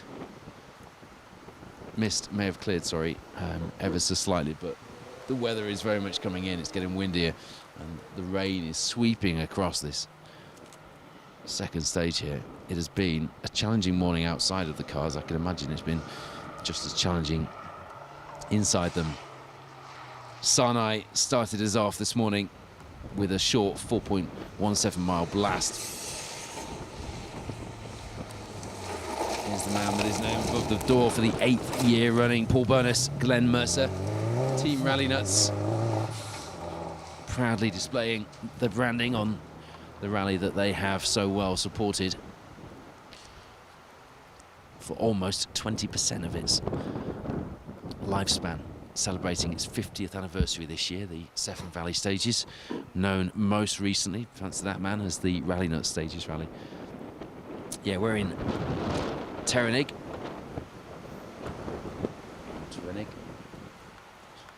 Second stage of the day, just under 4 miles long. The crews, most of them, or the majority of the field, have completed Meherin Stage 3 now, and the first crews are into Haffron Sweet Lamb in stage 4, where you've seen Phil Bramall in action with our second special stage live TV crew. We'll then be live with you at around 3 o'clock for Meherin Main, 15.6 mile monster stage for stage 6 of the day, before the final stage is live with you with Phil for the Welsh Championship in Haffron Main, 13.34 miles to end the day that we've built up from these short, sharp sprint stages to these longer, challenging stages. Peter Jones Gareth Davies in the Escort, missing a gear on the way into this. Nice sweeping downhill left-hander. Missing the chance to get on the power and get the car sweeping its back end out.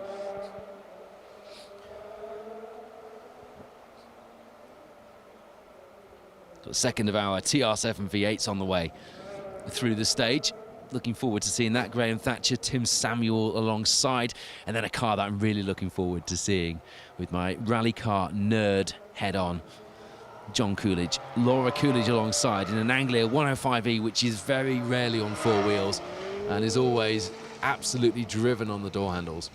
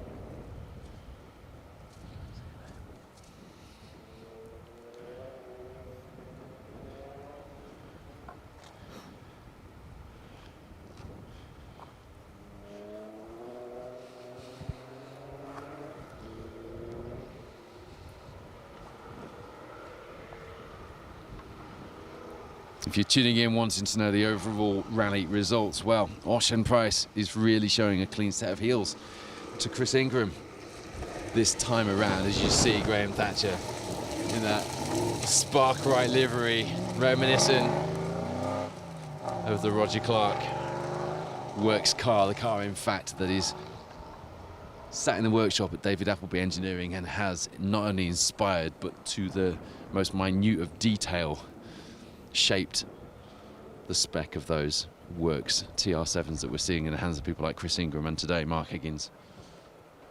What a sight and sound that is. Yeah, Arshan Price at the moment 11.7 seconds ahead of Chris Ingram in the overall lead of the rally. William Crichton in third place, 18 seconds back from the leaders.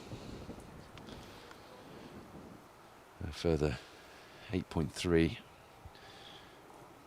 from Chris Ingram, who of course won the opening round. Keith Cronen's fourth, Gary Pearson fifth, James Williams sixth, Myron Evans seventh in the Yaris Rally 2. Elliot Payne, the first of our Protyre BTRDA rally drivers, in 8th place overall. Rishi eighth in 9th, and Ollie Mellors doing a very good job in 10th. Josh Verstappen has moved up 1 place with the debut of that brand new Skoda Fabia Rally 2. Into 11th outside of the top 10, but there is John Coolidge, Laura Coolidge. They promised us they'd go sideways, and they did just that. A little flash of the lights coming in here and kicking the back end out on that 105E Anglia. What a car that is to see out on the stages. Absolutely love it. Hopefully you will agree it has been an entertaining morning with plenty of variety. We've still got some more of that to go, by the way. We've got the Bowler Defenders coming up shortly with some star drivers, including Shane Lynch, former Boyzone. I don't think they've split up, have they? Boy band member who started his rallying in Ford KAs in the KA Challenge and went on to become quite a well-known drift driver with Monster sponsorship. There's Jeff Cottrell, Nathan Crew, some cars on his CV. He's done this rally in some cars, Metro 6R4s, various others. We've got the G40 Ginetta of Nick Hurd and Ollie Mattison coming up as well. Be interesting to see that. It's a car which Nick has developed from the Ginetta Junior program as a race car, and it's taken a hell of a lot of development to not only make it competitive, but make it actually physically be able to handle these stages, both on tarmac and on forest. The first rally I saw it on was the East Riding stages a few years ago, a couple of years ago, and it was even on smooth tarmac, nosediving and bashing its body on the floor. Got it set up for tarmac, and now a whole new challenge awaits here on the gravel. Build the intricacy of these guards covering the entire underneath of this Ginetta G40. They're quite something to behold. There's Chris Hedges and Philip Russ.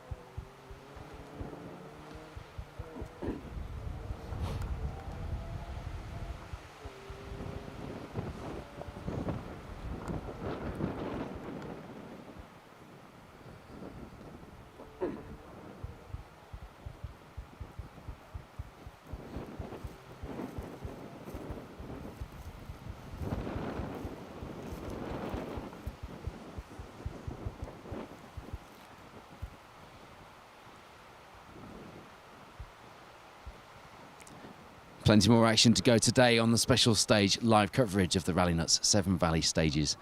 The second round of the Protyre BTRDA Rally Championship, and Phil Bramwell has the action from the Welsh Rally Championship as well, of course.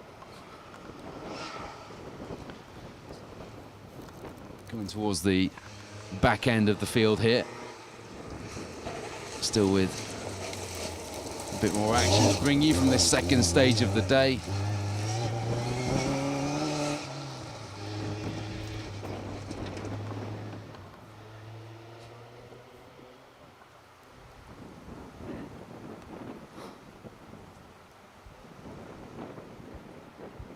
And don't forget, anybody who has commented on our live stream today goes into the draws to win one of the Rallying is Life Rally TV t-shirts that we've been giving away with each of our live streams this season.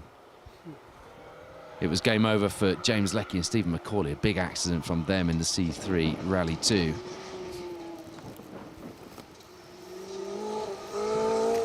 Big crash in the car, taking on a lot of damage. There is the Ginetta G40. Nick Hurd and Ollie Matheson, not registered for BTRDA points, but they are joining us in the Protyre Motorsport UK Asphalt Rally Championship this season. Nicely done from Nick. That will be a fun car to chuck around these stages, but a bit of a handful, I should imagine, as well, being such a lightweight car and so low to the ground, but did a good job through there. Looked entertaining. Last couple of rally cars on the entry before we have our Bowler Defender Challenge cars through.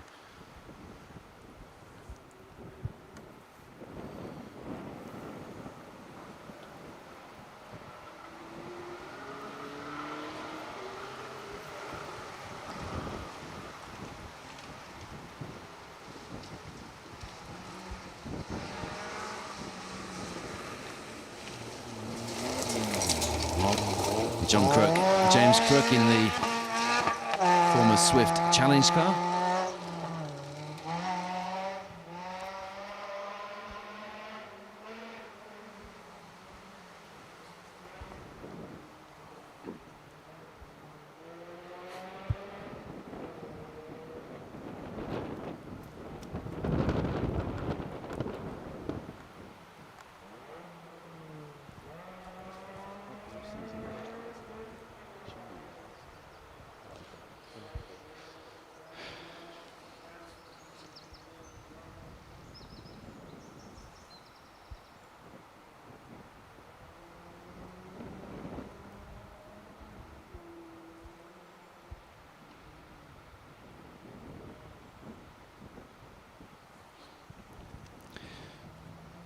So an update on the leaderboard here in the Protyre BTRDA Rally Series then here at round 2. Matthew Hurst, Declan Deere lead the way. A little way back to Elliot Payne and Patrick Walsh in second place. Russ Thompson, Stephen Link in third place, having dropped back onto the results here. That was an anomaly earlier when they were missing, I am pleased to say, in that B13 Evo. But just behind them, Rob Wilson, Martin Haggett, registered for both BTRDA and Welsh Championship points today in the B13 class, 6.5 behind in fourth place at the moment. If you're looking at the BTRDA leaderboard and wondering why Elliot Payne doesn't show in those results, it's because, as I mentioned earlier, if you tuned in at the beginning of the show, we have 3 different permits today, effectively 3 different rallies, meaning that you don't just select which championships you register for on days like today, you have to select an event. And the BTRDA will allow Elliot to score points because he didn't do the recce in order to do just that. But it does mean that he doesn't appear on the BTRDA leaderboard, and that does make it a little bit difficult for you watching at home. So just slot him in second place there. As you see, Mark Thomas and Philip Mackay through, the first of the Bowler Defender 90s. Interesting series this, that has seen a number of fairly well-known drivers take to the wheel and have a go on rally stages following the rally cars through. A bit like the old Army Land Rover Challenge, but with a bit more technology underneath them. Interestingly, they weren't that expensive, the kits, to turn these cars into rally cars. Though obviously buying a Defender 90 is going to be your first challenge, but financially. But the kits were something like 15 grand or something from Bowler. That's off the top of my head, so don't quote me. But Bowler out here in force supporting this challenge.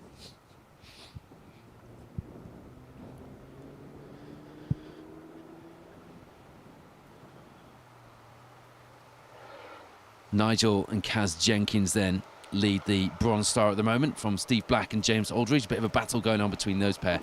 After stage 4, just 1.4 seconds the gap. Dylan Fowler Bishop, Dan Evans dropping back a little bit in that battle in third.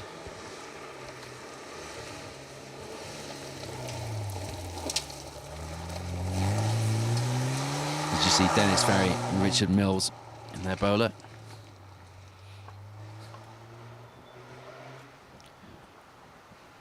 In the rally first battle at the moment in the 2-litre cars, Martin Beach is leading Giles Armitage. But this is just after 4, and of course some of those cars still going through stage 4.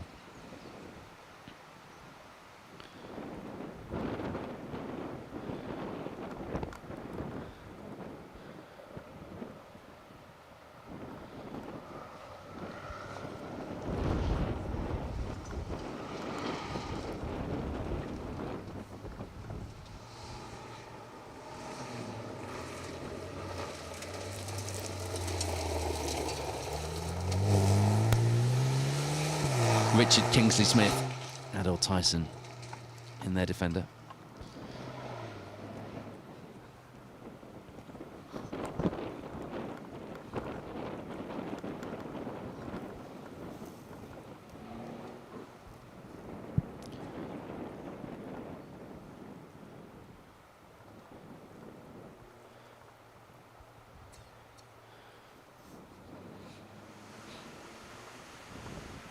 So with that third place in the Bronze Star at the moment, Dylan Fallon Bishop leads 1400C. Will Banks, Matthew Badley second there, Matthew Evans in third. The B13 battle is being led by Russ Thompson, Stephen Link, but they have got Rob Wilson, as I mentioned, close on their heels, 6.5 seconds behind. James Giddings, Aled Davies showing in third place at the moment.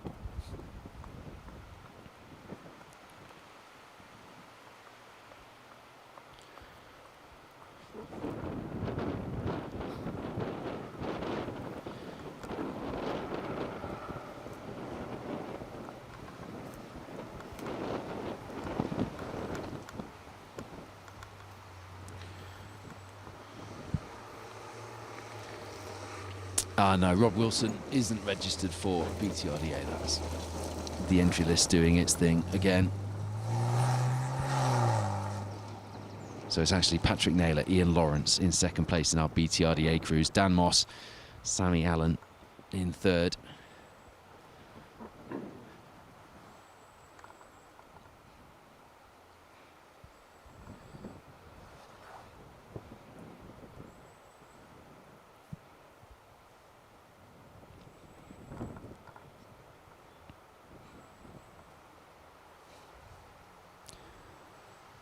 And Sam Mason and James Seymour lead the way in the R2 Rally Cup at this stage.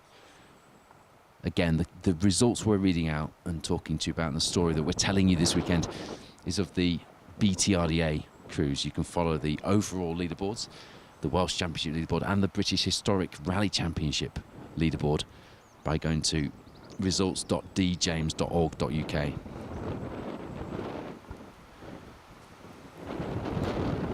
Andy Davison leads the way in the Silver Star Cruise at this stage with Tom Murphy alongside in that Sunbeam VXR. Watched some in-car from that pair on last year's Rallynuts stages the other night in preparation to this, and it looks so much fun, and they've got an even more revvy engine inside that Sunbeam for this round, which Tom was really looking forward to. Andy said to me that he quite likes having a lot of torque and just being able to pick his gears according to the stage, but no, Tom likes it when they're screaming through maximum revs.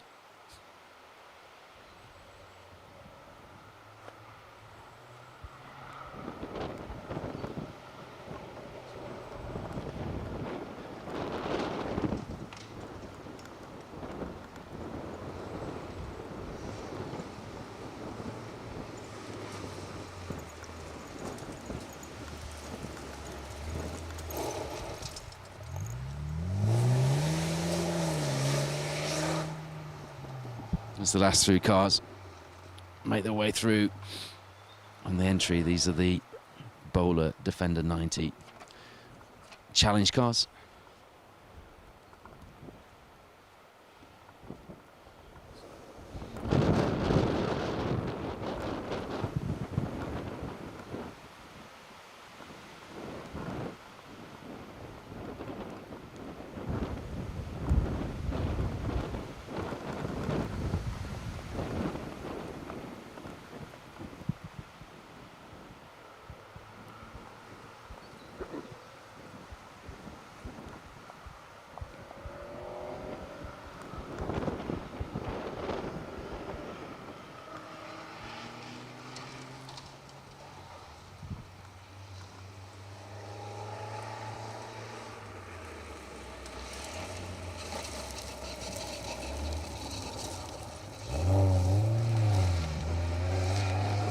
Steve Looms and Gemma Webster running slightly out of order on the road in their 2.1 litre B12 Mark 1 Escort, but there they are.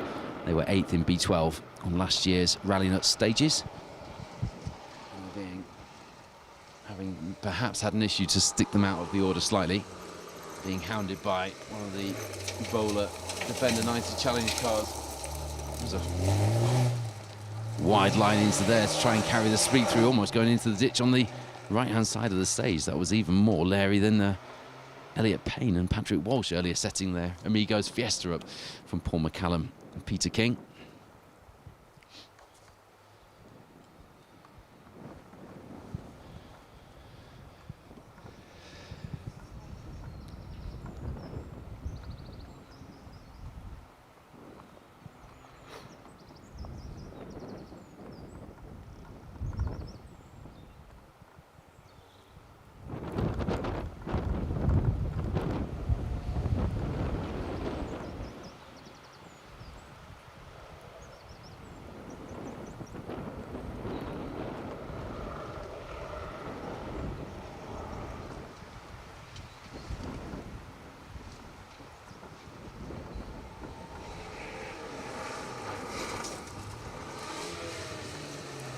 There is former Boyzone band member Shane Lynch switching back from drifting but keeping his Monster sponsorship.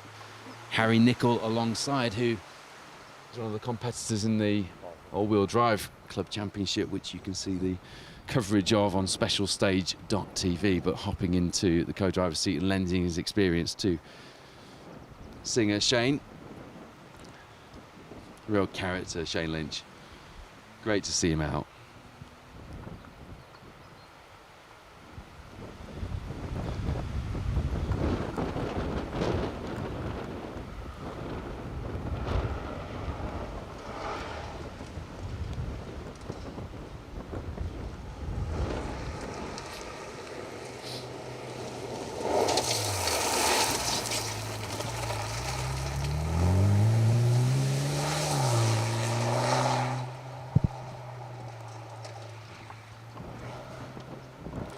there's Nathan Burrell with Matt Kirby alongside. So that's all we've got time for in Stoll. That's the whole entry in stage 2 here in Tyrennig on the Rallynuts Severn Valley Stages Rally Round 2 of the Protyre BTRDA Rally Championship. Matthew Hurst-Declan Deer really have impressed this morning, leading the way from Elliot Payne and Patrick Walsh. The fight very much on though, and that B13 Evo of Russ Thompson isn't far away. In the Bronze Star, it is Nigel and Kaz Jenkins, our reigning champions, showing a clean set of heels to the rest of the competitors. And in the Silver Star, Andy Davison doing very much that in the VXR engined Sunbeam. We'll be back for coverage of stage 6 at 3 o'clock. Meanwhile, Phil Bramwell is live for the Welsh Rally Championship cruise through stage 4 as we speak. More live rally action for your